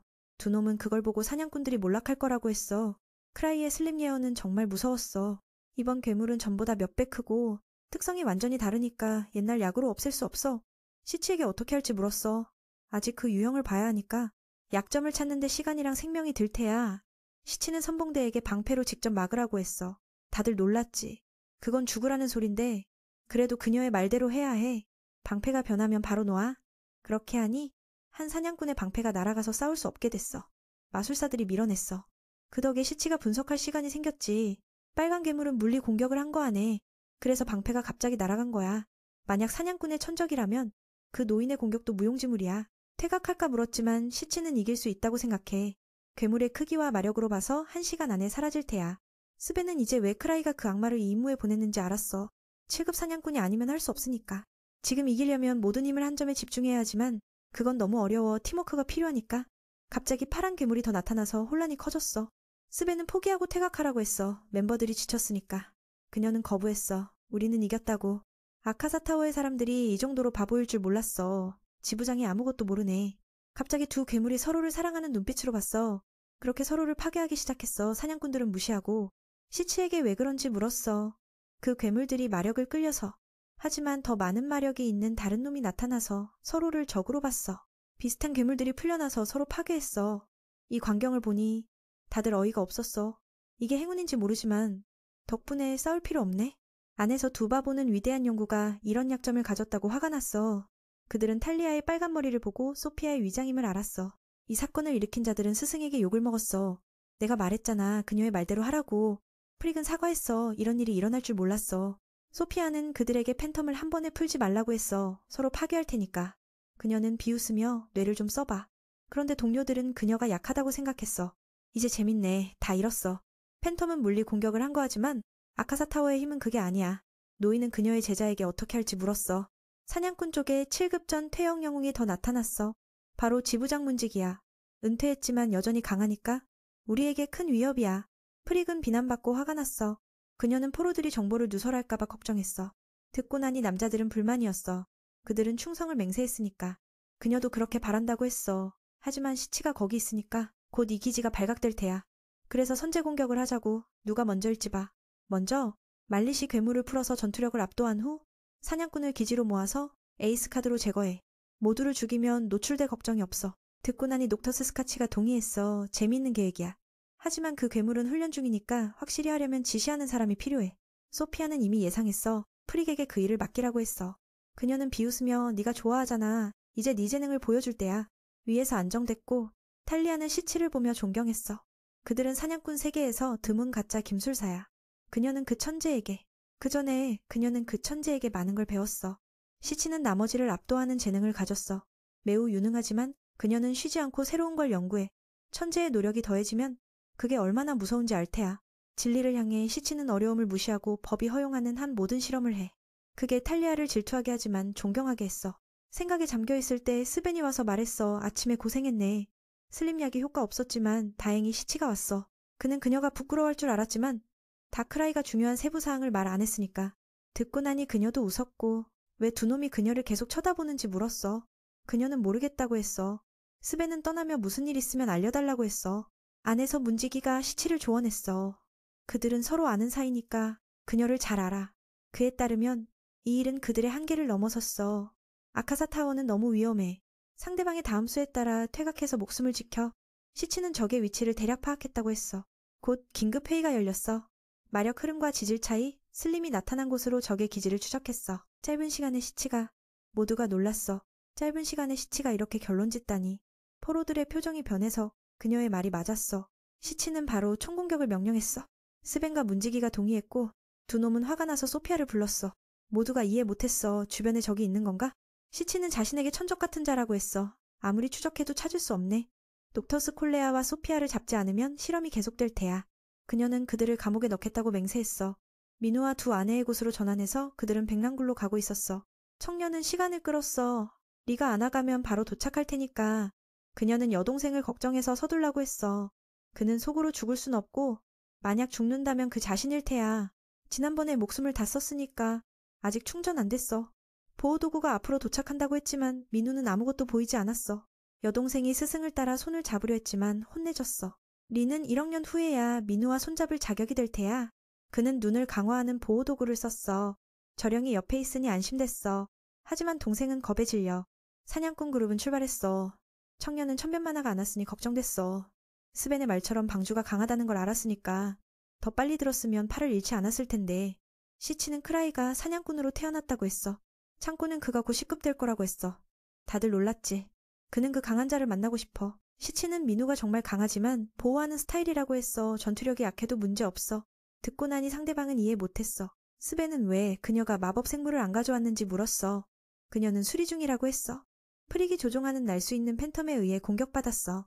이 공격은 너무 갑작스러워서 모두가 쓰러졌어. 그는 기뻐했어. 이들을 다 죽이면 공을 세울 테야. 스벤은 정신을 차렸지만 시치는 아무렇지도 않았어. 상대방은 충격받았어. 그녀가 그 기술을 맞았는데. 그녀는 그런 수준의 마법이 고급 보물전에서 통할 리 없다고 했어. 프릭은 그 말을 믿을 수 없었어. 그는 형이 너무 약한 것 같아서 시치가 스벤을 회복시켜 주었어. 곧 그놈을 쓰러뜨렸지만 팬텀은 여전히 강했어. 다행히 문지기가 나타나서 한 방에 없앴어. 부상자들은 구해졌어. 심장이 뛰기만 하면 상처가 회복되네. 노인은 시치가 어떻게 그런 식으로 린드윙을 쏘았는지 놀랐어. 적은 계속 실패해서 녹터스 스카치리아는 화가 났어. 그 바보가 왜 안 고치나. 그는 자신의 머리와 소피아의 차이를 모른다고 했어. 상황이 나빠 정찰대가 다가오고 있으니까 모든 게 천변만화가 조정하는 것 같아. 부하들은 스승 혼자 도망가라고 했어. 거부하고 아직 에이스 카드가 있고 소피아가 안 나타났으니까. 실패하면 떠나는 건 늦지 않아. 아카사 타워의 이름으로 그들은 정찰대를 없애려고 했어. 굴 밖에서 괴물들이 쏟아졌어. 시치의 추측이 맞았어. 녹터스 스클레가 안쪽에 있어. 지부장은 두 아이에게 용기를 주며 전퇴역 악마가 있으니 믿으라고 했어. 그는 3명과 함께 돌파하려 했어. 리 쪽에서 민우의 그룹도 도착했어. 번개가 치고 그녀는 이게 정상이라고 생각했어. 사냥꾼 그룹은 아카사 타워로 향했어. 각각 괴물을 조종해서 스벤의 화살을 막았어. 속도가 너무 빨라서 무효야. 안에서 NC 스클레는 에이스 카드를 활성화했어. 그건 모든 연구의 정수야. 어떤 적도 무서울 게 없어. 지부장은 그 힘을 먼저 경험했어. 그 기회를 이용해서 날아오는 자들이 공격했어. 마법이 안 맞아. 팔 없는 형도 돕고 싶었지만 막았어. 너희의 역할은 평범한 사람을 보호하는 거야. 무리하면 피해가 커. 혼란을 이용해서 세포로가 도망쳤어. 스벤은 다쳤지만 회복 기술이 있어서 괜찮아. 탈리아는 보고 기도했어. 한 번만 맞춰도 돼. 그러자 괴물이 쓰러졌어. 화려하게. 네가 방주에게 도와달라고 해서 왔어. 구원이 오니 사냥꾼들은 기운을 내서 포로들을 잊었어. 티노와 민우는 아직 도착 안 했어. 저령의 속도가 너무 빨라서. 크라이는 속으로 생각했어. 그녀가 자신을 보호하려 했는데 이렇게 됐네. 여동생은 주변 생명을 알려줬어. 이미 발각됐어. 티노가 잡을까 물었어. 크라이는 동물은 넘어가라고 했어. 듣고 나니 새 놈은 이해 못했어. 발각됐는데도 그냥 넘어가? 가다가 밟는 도구가 에너지 떨어져서 그는 핑계를 댔어. 이쪽 전선에서 리가 나타나서 모든 게 쉬워졌어. 소피아는 멀리서 관찰했어. 계획이 아무리 완벽해도 예상치 못한 일이 생기니까. 저령이 사자 무리를 쓸어버려서 시치가 놀랐어. 여동생이 왜 왔는지 물었어. 방주에게 간신히 허락받았대. 그녀는 그 노인을 도우러 갔어. 확실히 적의 에이스 카드는 강했어. 리의 직격을 맞았는데도 멀쩡하고 그녀는 초고속으로 압도했어. 수십억 번의 발차기가 날아갔어. 노인은 무시당한 것 같아서 특별 무기로 부분적으로 얼렸어. 스벤도 그곳을 노려 쏘았지만 소피아가 통제권을 가져서 기계의 움직임이 더 유연해졌어. 문지기의 강력한 일격이 날아갔지만 기계가 하늘로 뛰어올라 피했어.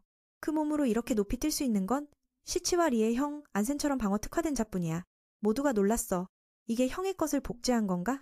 저령이 계속 공격했지만 선제당했어. 파괴 광선을 뿜었지.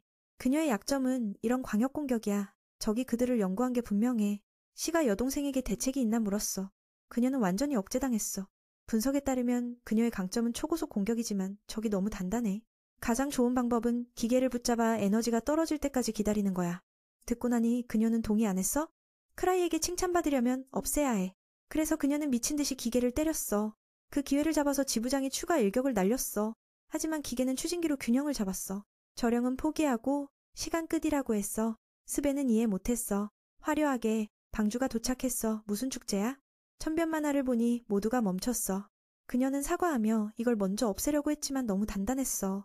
듣고 나니 그는 웃으며 이제 내가 왔으니까 괜찮아. 기계는 가장 강한 자가 오자 달려들었어. 노인은 민우에게 피하라고 소리쳤어. 하지만 너무 어두워서 못 봤어. 티노는 적이 다가오자 겁에 질려 형을 안았어. 하지만 기계가 갑자기 멈췄어. 뒤로 날아가서 모두가 충격받았지. 리는 그를 칭찬했어. 어떻게 한 건지 나조차 모르겠어. 말이 끝나자마자 그녀는 제자를 꾸짖었어. 누가 민우를 만지라고? 티노는 무슨 일이 일어났는지 물었어. 너무 어두워서 못 봤으니까. 듣고 나니 그녀도 놀랐어. 어떻게 설명할지 모르겠어.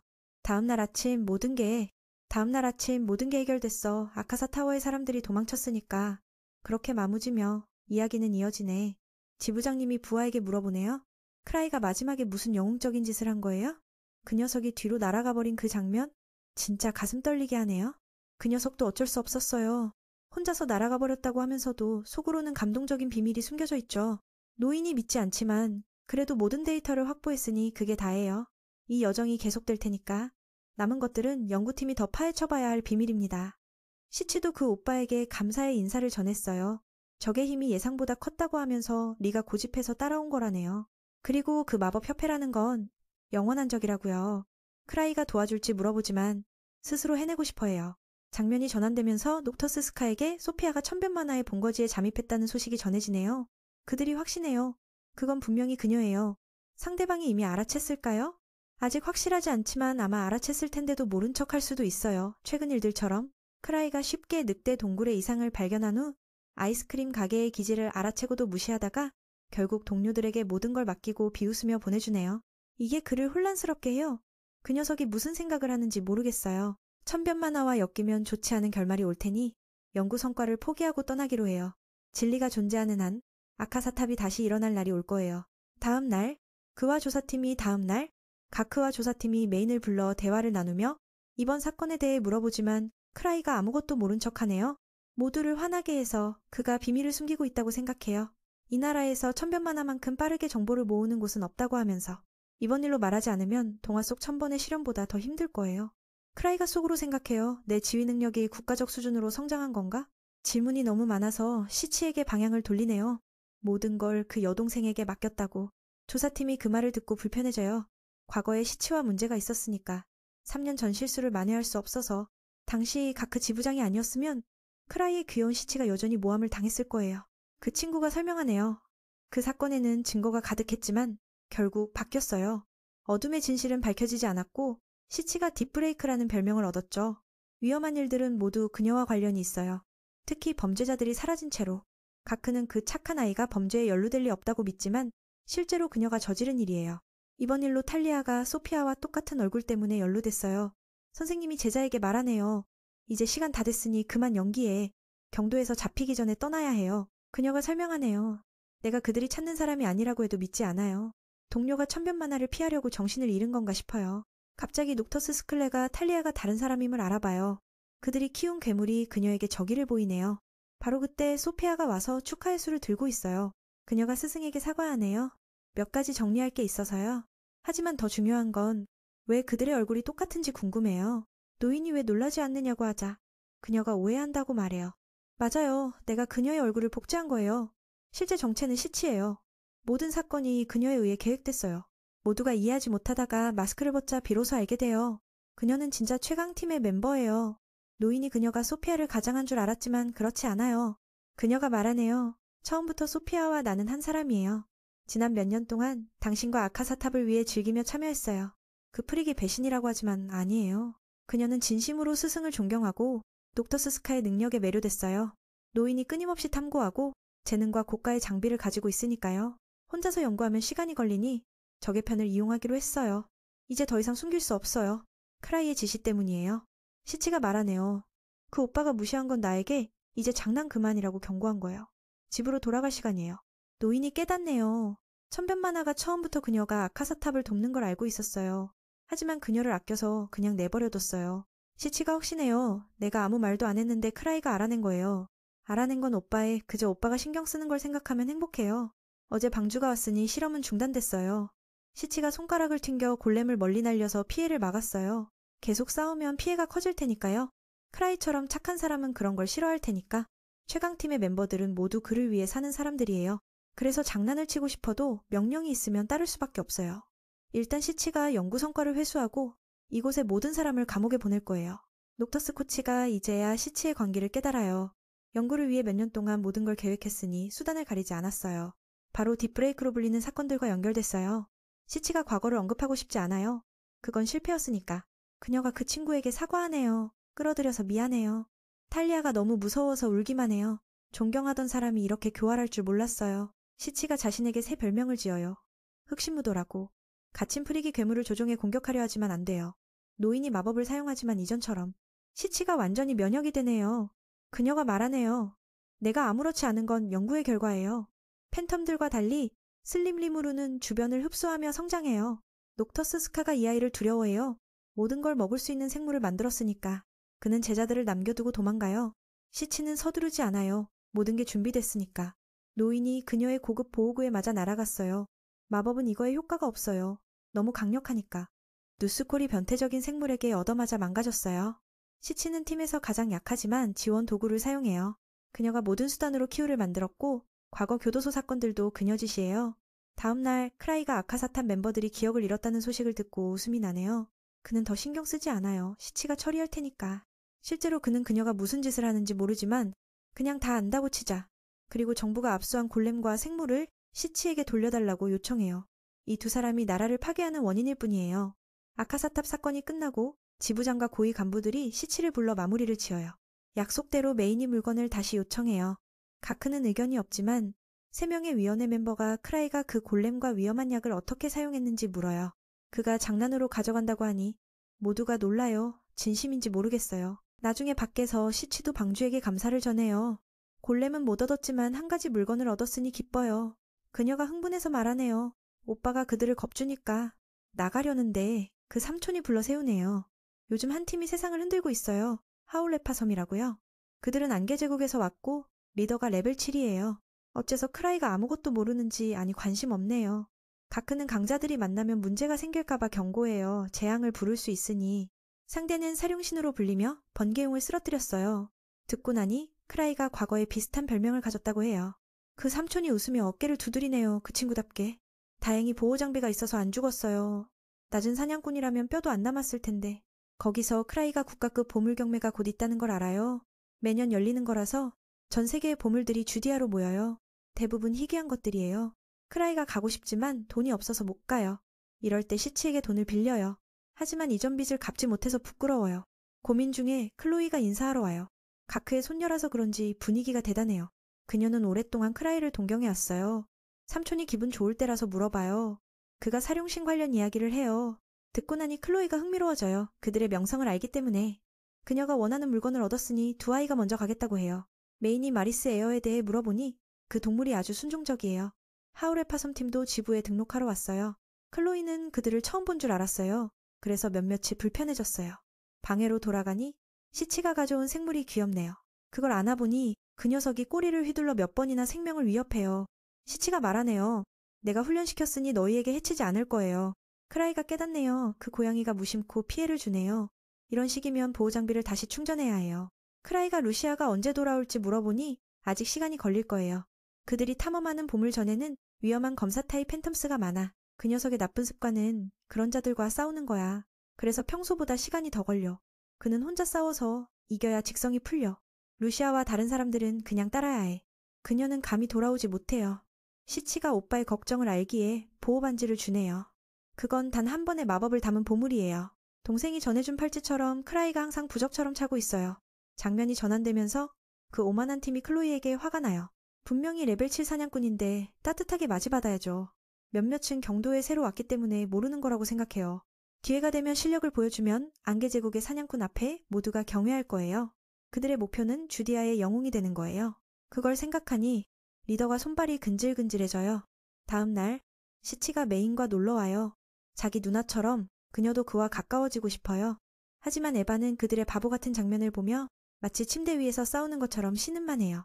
청년은 보호장비 충전에 걱정돼요. 가능하다면 루시아처럼 능력 있는 마법사를 찾고 싶지만 다른 사람은 믿을 수 없어요. 시치가 기분 좋게 아이디어를 내요. 곧바로 은폐된 회의가 열리네요. 시치가 웃으며 말해요. 여기 있는 여러분은 운이 좋네요. 오늘 제가 방주의 특별 훈련을 알려줄게요. 평소처럼 천번의 시련이 아니에요. 사람을 죽이지 않으니 안심하세요. 배운 사람은 루시아처럼 훌륭한 마법사가 될 수 있을 거예요. 스벤이 그 말을 듣고 좋아해요. 하지만 그는 영리해서 쉽게 동의하지 않아요. 다른 사람들은 의심스러워요. 크라이도 그녀가 무슨 꿍꿍이를 하는지 모르지만 그냥 지켜봐요. 시치의 연설 끝에 두 자매가 끌려들어요. 그들은 라피스와 크라이시스, 스타라이트의 멤버예요. 라피스 자매를 보며 인사도 안 해요. 그녀가 막아요. 루시아의 오빠니까. 바보 같아도 그는 방주예요. 인간의 세계에서는 규칙을 따르세요. 민우도 그 두 자매의 팀에 대해 들었어요. 그들은 희귀한 존재로 장수하고 마법 기술이 최고예요. 문제로 돌아가서 라피스가 루시아처럼 강해지는 훈련법을 물어요. 그들의 눈에는 루시아가 엄청난 마력과 재능을 가진 인간이에요. 시치가 말하네요. 그녀가 경도의 최고 마법사가 된 건 재능이 아니라 BC 김십자의 훈련 덕분이에요. 그들도 시도해보고 싶어요. 스벤이 걱정해서 마리에타를 확인해요. 이 훈련은 크라이의 보호장비에 만화를 충전하는 거예요. 그렇게 말하지만 그의 반지들은 강력한 거라서 만화를 다 써도 충전되지 않아요. 마리에타가 왜 안 차는지 물으니 시치가 지칠 때까지 계속하라고 해요. 한 개를 마치자 그 악마 같은 아이가 두 번째, 세 번째 반지를 줘요. 마법사의 힘은 가진 마력의 총량으로 결정돼요. 그래서 에너지가 많을수록 강해져요. 이 훈련은 마력을 개발하는 방법이에요. 보통은 어린 시절부터 20세까지 주기예요. 여기 사냥꾼들은 그 나이를 지난 지 오래예요. 마력을 다 쓰면 고갈 상태가 돼요. 가장 약한 순간에 회복하면 마력 한계가 몇 % 증가해요. 스벤이 이 방법이 위험하다고 하네요. 정신을 극한으로 밀어붙이는 거라서. 게다가 회복에 시간이 걸려요. 시치가 약을 꺼내요. 이게 마력을 바로 증가시켜요. 그렇게 하면 한계까지 밀어붙이는데 시간을 절약해요. 그 후 개발은 빨라져요. 이걸 반복하면 루시아처럼 강해질 수 있어요. 동생처럼 그런 고통을 견뎌야 했단 걸 크라이가 충격받아요. 극한의 노력이 없으면 성공은 없어요. 그래서 시치가 크라이에게 방전된 보물들을 가져오라고 해요. 루시아가 얼마나 피눈물을 흘렸는지 알려줘요. 그 유혹으로 모두가 참여를 결심해요. 루시아를 영입하고 싶어하는 그 자매팀은 천성의 자만심이 커요. 그래서 거절했어요. 그 유혹으로 그 자매가 화가 나서 보물들을 충전해 보이겠다고 해요. 시치가 웃으며 말해요. 이제 오빠는 보호장비 걱정 안 해도 돼요. 이게 크라이의 여동생이 그들과 합류를 거부한 이유야. 도발당해서 두 자매는 화가 나서 보물을 다 충전해주겠다고 했어. 일이 끝나고 시치가 웃으며 형에게 이제 보물 배터리 걱정 말라고 했어. 그는 그녀가 너무 악랄하다고 생각했지만 그냥 넘겼어. 이게 자기 이익이니까. 장면이 바뀌어 악에게 한동안 활동 안 한 건 다른 길드로 초대를 받았어. 그 젊은이는 거절하고 크라이에게서 배울 게 많다고 했어. 그 노인은 천변만화가 로단 부족권만큼 강할 줄 몰랐어. 티오가 언니에게 고통받았으니 이쪽으로 오라고 해야. 리와 있으면 때릴 수 있지만 시치와 있으면 실험 대상이 될 테니까. 크라이가 적시에 막아요. 리가 옷없이 나타나요. 시치가 오빠의 눈을 가려요. 크라이에게 피해주지 말라고. 그녀가 왜 왔는지 물으니 안전하게 돌아온 걸 축하하려고 해요. 듣고 나니 검은 피부 소녀가 안기려고 하네요. 시치가 목을 조르다시피 해서 티오가 함께 가니 기뻐요. 방주는 항상 착하니까. 그렇게 술을 마시며 리가 취해요. 실제로 그녀의 술력은 좋지만 시치가 약을 넣었어요. 그녀가 시치의 속임수를 알지만 아카사 사건도 그랬어요. 티오가 함께 가기로 하니 정말 기뻐.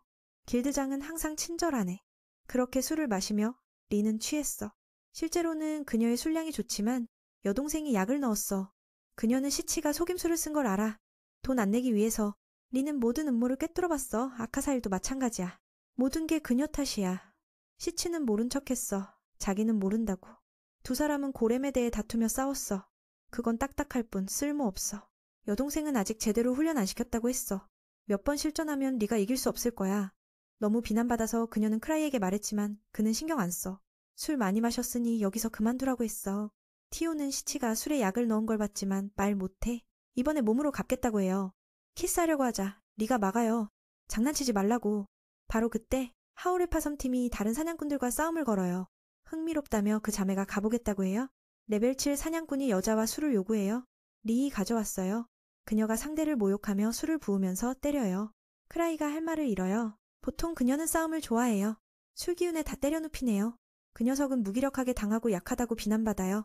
저령이 그가 진짜 레벨 7인지 모르니 은퇴한 노인보다 약하대요. 주디아의 사냥꾼들이 그 장면을 보며 환호해요. 클로이의 과거를 떠올리면 3년 전 그녀는 최강팀에 가입하고 싶었어요. 하지만 그 녀석에게 약하게 졌어요. 그는 나무검을 사용해요. 그 검으로 상대의 무기를 잘라요. 리처럼 그는 자만심이 커요. 클로이가 그의 신검명성을 잊지 말라고 하네요. 패했지만 그녀는 강하다고 칭찬받아요. 하지만 그는 몇 배 더 강했어요. 결국 클로이는 팀에 못 들어가고 지금 지부에서 일해요. 사냥꾼 일을 포기했지만 이 위치에서 모든 활동을 지켜볼 수 있어요. 크라이에게 돌아가서 에바가 그들의 정체를 알려요. 바로 가크가 경고한 레벨 7이에요. 어제 일로 문제가 생길 테니 방주가 해결하라고 해요. 하울레파 섬은 번개용을 잡았으니까 이걸 어떻게 마무리할지 에바가 지부와 연락해서 가크에게 화해를 부탁하겠어요. 그래서 이걸 회부님에게 맡겨요. 그는 번개용 고기를 고추장과 찍으면 최고라고 해요. 시치가 전에 만들어줬으니까 지금 당기네요. 에바가 이상하다고 하네요. 그 용의 몸은 귀중한 재료인데 그들이 먹을 줄이야. 정말 대담해요. 장면이 전환되면서 하울레파 섬팀이 화가 나요. 어제 그 소녀 아놀드 도리가 강하다고 인정해요. 경도의 유명한 사냥꾼일 거예요. 하지만 명예가 손상됐으니 그냥 넘기지 않을 거예요. 그래서 지부에 가서 해결을 요구해요. 클로이는 어제 때문에 온 줄 알았어요. 맞아. 그들이 술집에서 얻어맞았으니 하지만 아노는 그 소녀의 이름을 물어요. 가크가 와서 저령을 소개해요. 그림자도 안 보이게 사람도 안 보이게 경도에서 가장 빠른 자예요. 강자들답게 서로 인사해요. 노인이 장난치며 말해요. 새로 왔는데 벌써 불운이네. 게다가 그 남자와 두 자매를 데리고 다니는 자가 천변만화 레벨 8이라고 해요. 듣고 나니 모두가 충격받아요. 삼촌이 크라이가 약자를 괴롭히지 않을 거라고 경고해요. 만약 그 팀이 순종적이면 리가 개입하지 않을 거예요. 방금 크라이로부터 그들에게 보낸 의뢰를 받았어요. 어째서 에바가 방주의 말을 인용해서 용고기를 고추장과 찍으면 맛있다고 하죠. 그래서 몇 마리를 잡아오라고 해요. 이건 장난이 심해요. 용을 음식으로 보니 아노가 약하다고 비난받아요. 그는 부하들에게 곧 있을 전투를 준비하라고 해요. 그 무례한 녀석을 용서할 수 없어요. 메인에게 돌아가서 시치가 그에게 빚 문제를 말하네요. 그 돈이 이미 10억이에요. 에바가 경악해요. 총액을 물으니 10억 정도예요. 에바가 시치가 무슨 말을 했는지 궁금해요. 크라이가 3가지 선택지를 말해요. 첫째는 그녀를 감옥에 넣는 거지만 안 돼요. 둘째는 그녀와 결혼하는 거예요. 셋째도 마찬가지예요. 그는 고민해요. 결국 빚을 갚기 위해 결혼할 수밖에 없어요. 에바가 포기했어요. 방주가 이런 걸로 장난치네요. 그는 장난이라고 하면서 갚겠다고 해요. 에바의 계산으로는 랑피오 귓가에레바 갚을 수 있어요. 돈을 친구들이 버는 걸 나누고 빨리 하려면 보물전당을 탐험해요. 크라이가 그녀가 자신을 빨리 죽이려는 건가 생각해요. 힘이 없는데 괴물을 어떻게 잡아요? 일단 계획을 세우겠어요. 바깥에서 하울레파 섬팀이 천변만화에 대해 물어요. 티노가 지나가다 끼어들어요. 그 오빠는 신성한 존재라고 칭찬해요. 부하들이 돌아와서 모든 정보를 보고해요. 크라이에 대한 건 모호하고 직접 싸우는 걸 본 적 없어요. 보물 전당 임무는 최강팀이에요. 아놀드가 영리하게 생각해요. 메인이 전투 능력이 레벨에 맞지 않아요. 그는 팀에서 지략가일 뿐 레벨 8이 아니에요. 다른 이들의 공을 빌려 얻은 거예요. 실력이 어디 있는지 모르지만 레벨 7인 내가 더 강할 거예요. 아놀드가 경도의 사람들이 자신을 과소평가하지 않게 하려 해요. 메인에게 돌아가서 10억 빚에 대해 한탄해요. 에바가 계획을 세웠지만 할 수 있을지 모르겠어요. 갑자기 귀여운 동생이 와서 놀아요. 그가 걱정하는 걸 알기에 도울 게 있어요. 듣고 나니 빚 이야기를 해요. 티노가 슬퍼져요. 자신을 또 속였네요. 그녀는 레벨 4라서 돈을 많이 벌지 못해요. 크라이가 장난으로 말했지만 빚은 10짜리 수예요. 그녀가 세어보니 정말 10억이에요. 경도에서 메인만 할 수 있죠. 결국 결혼으로 갚자고 해요. 듣고 나니 티노가 충격받아요. 그 자매가 너무 영악해요. 당연히 크라이를 독차지하고 싶어요. 청년이 티노를 소중히 여기니 가끔 이렇게 놀아야 해요. 그녀가 메인의 빚을 갚을 아이디어를 내요. 보물 전당에 가서 보물을 찾아오라고 해요. 경매가 다가오니 팔 수 있을 거예요. 그녀가 자신을 죽이려는 건가 생각해요. 티노는 메인의 실력을 과신해요. 보물을 찾을 수 있을 거라고. 포기했어요. 슈퍼맨도 아니고. 알았으면 이렇게 빚지지 않았을 텐데. 티노가 대신 가겠다고 해요. 늑대 동굴처럼 강하지 않으면. 우연히 그 원수가 좁은 골목에서 마주쳐요. 크라이가 그들이 누구인지 기억 안 나요. 아놀드가 어제 술집에서 한 짓이 멋졌다고 칭찬해요. 싸우려 하자 티노가 막아요. 그들은 좋게 말해요. 너는 피해라고. 크라이가 상황이 어렵다는 걸 알기에 주변에 강한 사람이 없는지 봐요. 데이트 중이라고 거짓말하며 도전받기를 거부해요. 그녀가 방주가 그들을 욕하니 그들이 화가 나요. 결국 입을 막아요. 탈출하려 하다 불에 기름을 부어요. 크라이가 무기를 집에 두고 왔다고 해요. 그들은 기분 나빠하지 않을 테고 이런 상태로 싸우면 티노가 말하네요. 방주가 그들을 산산조각 낼 거예요. 아놀드가 화가 나서 즉시 싸우자고 해요. 막을 수 없으니 메인이 동의하지만 사람 많은 곳에서 하자고 해요. 실제로는 주목을 끌어 지부 사냥꾼들을 부르고 싶어요. 불운하게도 오늘은 모두 임무 중인가 봐요. 아무도 없어요. 아놀드가 크라이를 칭찬해요. 정말 파악하기 어려운 자네요. 하지만 전투 능력이 없다는 걸 알았어요. 티노가 방주를 변호해요. 상대가 미래에 그녀가 강해질 거라고 하네요. 무시당하자 그녀가 싸우자고 해요. 그래서 그 녀석이 동의해요. 실제로는 그녀가 자존심 때문에 메인이 그녀를 밀어 레벨 7과 싸우게 해요. 그 팀이 충격받아요. 그가 무슨 생각인지 모르겠어요. 아놀드가 그녀를 그만두라고 하지만 안 해요. 분명 힘의 차이가 커요. 티노의 공격이 피해를 주지 못해요. 그래서 아와 스벤 팀이 주변에 있는지 찾아요. 그녀는 무용지물이네요. 시간이 지나자 피곤해져요. 방주가 지켜보고 응원해달라고 해요. 막을 수 없으니 믿어요. 곧 이길 거라고 하니 리더가 화가 나요. 무시당하는 기분이에요. 레벨 4를 상대로 싸우는데도 모욕을 당하니 한 방에 쓰러뜨려요. 아놀드가 그를 제왕처럼 생각해요. 막을 수 없으니 메인이 나서요. 루시아가 만든 오색빛이 나타나 모두를 짓누르세요. 과거에 그 무례한 오빠가 루시아에게 고급 사냥꾼을 제압하지만 죽이지 않는 마법을 요구했어요. 넓은 범위와 의도대로 지정되게. 그렇게 많은 요구에도 창피하지 않게 하려고 노력했어요. 덕분에 메인이 위협받을 때 사용할 완벽한 보물을 가졌어요. 아놀드와 부하들이 짓눌려요. 이건 중력 조작이에요. 어때? 대단하죠? 티노 쪽을 보니 그녀도 짓눌려 있으니 구해요. 아놀드가 그를 마법사라고 하지만 아니에요. 크라이가 조건을 내걸어요. 나와 싸우려면 규칙을 따르세요. 나는 은폐된 발자국의 방주예요. 당신은 아직 팀이 없으니 내 팀의 세 팀을 이겨요. 스벤의 흑김 십자, 그 자매의 스타라이트, 그리고 악의팀. 듣고 나니 그가 화가 나서 피를 토해요. 루시아의 마법이 너무 강해서 빠질 수 없어요. 술집에 가서 티노가 슬퍼요. 이대로면 메인이 초대한 케이크를 먹을 자격 없어요. 그래서 명예를 되찾기 위해 하겠어요. 장면이 전환되면서 그 자매가 시치의 로봇으로 훈련해요. 그건 이전 골렘의 복제라서 조금 치면 움직이지 않아요. 키치가 버리려 하지만 다른 게 없어요. 이전에는 크라이가 그 생물만 요청했어요. 이걸 언급하자 시치가 메인이 어제 그 팀에게 습격당했다는 걸 알려요. 티노가 싸웠으니 리가 그 친구가 너무 악랄하다고 해요. 결과를 물으니 메인이 루시아가 애써 만든 물건을 사용했어요. 시치가 그 자매를 때릴지 물으니 리가 크라이가 명령하지 않으면 안 해요. 이쪽에서 그는 클로이를 만나러 가요. 그리고 용사냥 의뢰를 취소해서 문제를 피하려 해요. 클로이가 그를 포기했어요. 레벨 7인데 이름도 안 기억하네요. 게다가 3년 전 왜 자신을 쳤는지 물어요. 패했지만 강하다고 칭찬받았어요. 왜 가입을 거부했는지 크라이가 대답하지 않아요. 이미 그녀가 답을 알 테니까. 지금 그녀는 좋은 일자리가 있어요. 많은 사냥꾼들이 만나고 싶어해요. 메인이 그 이유를 떠올려요. 그녀가 14살이었어요. 게다가 가크가 나를 때릴 테니까. 클로이가 그 말에 기분 좋게 가요. 메인의 말이 그녀를 더 사랑하게 만들었어요.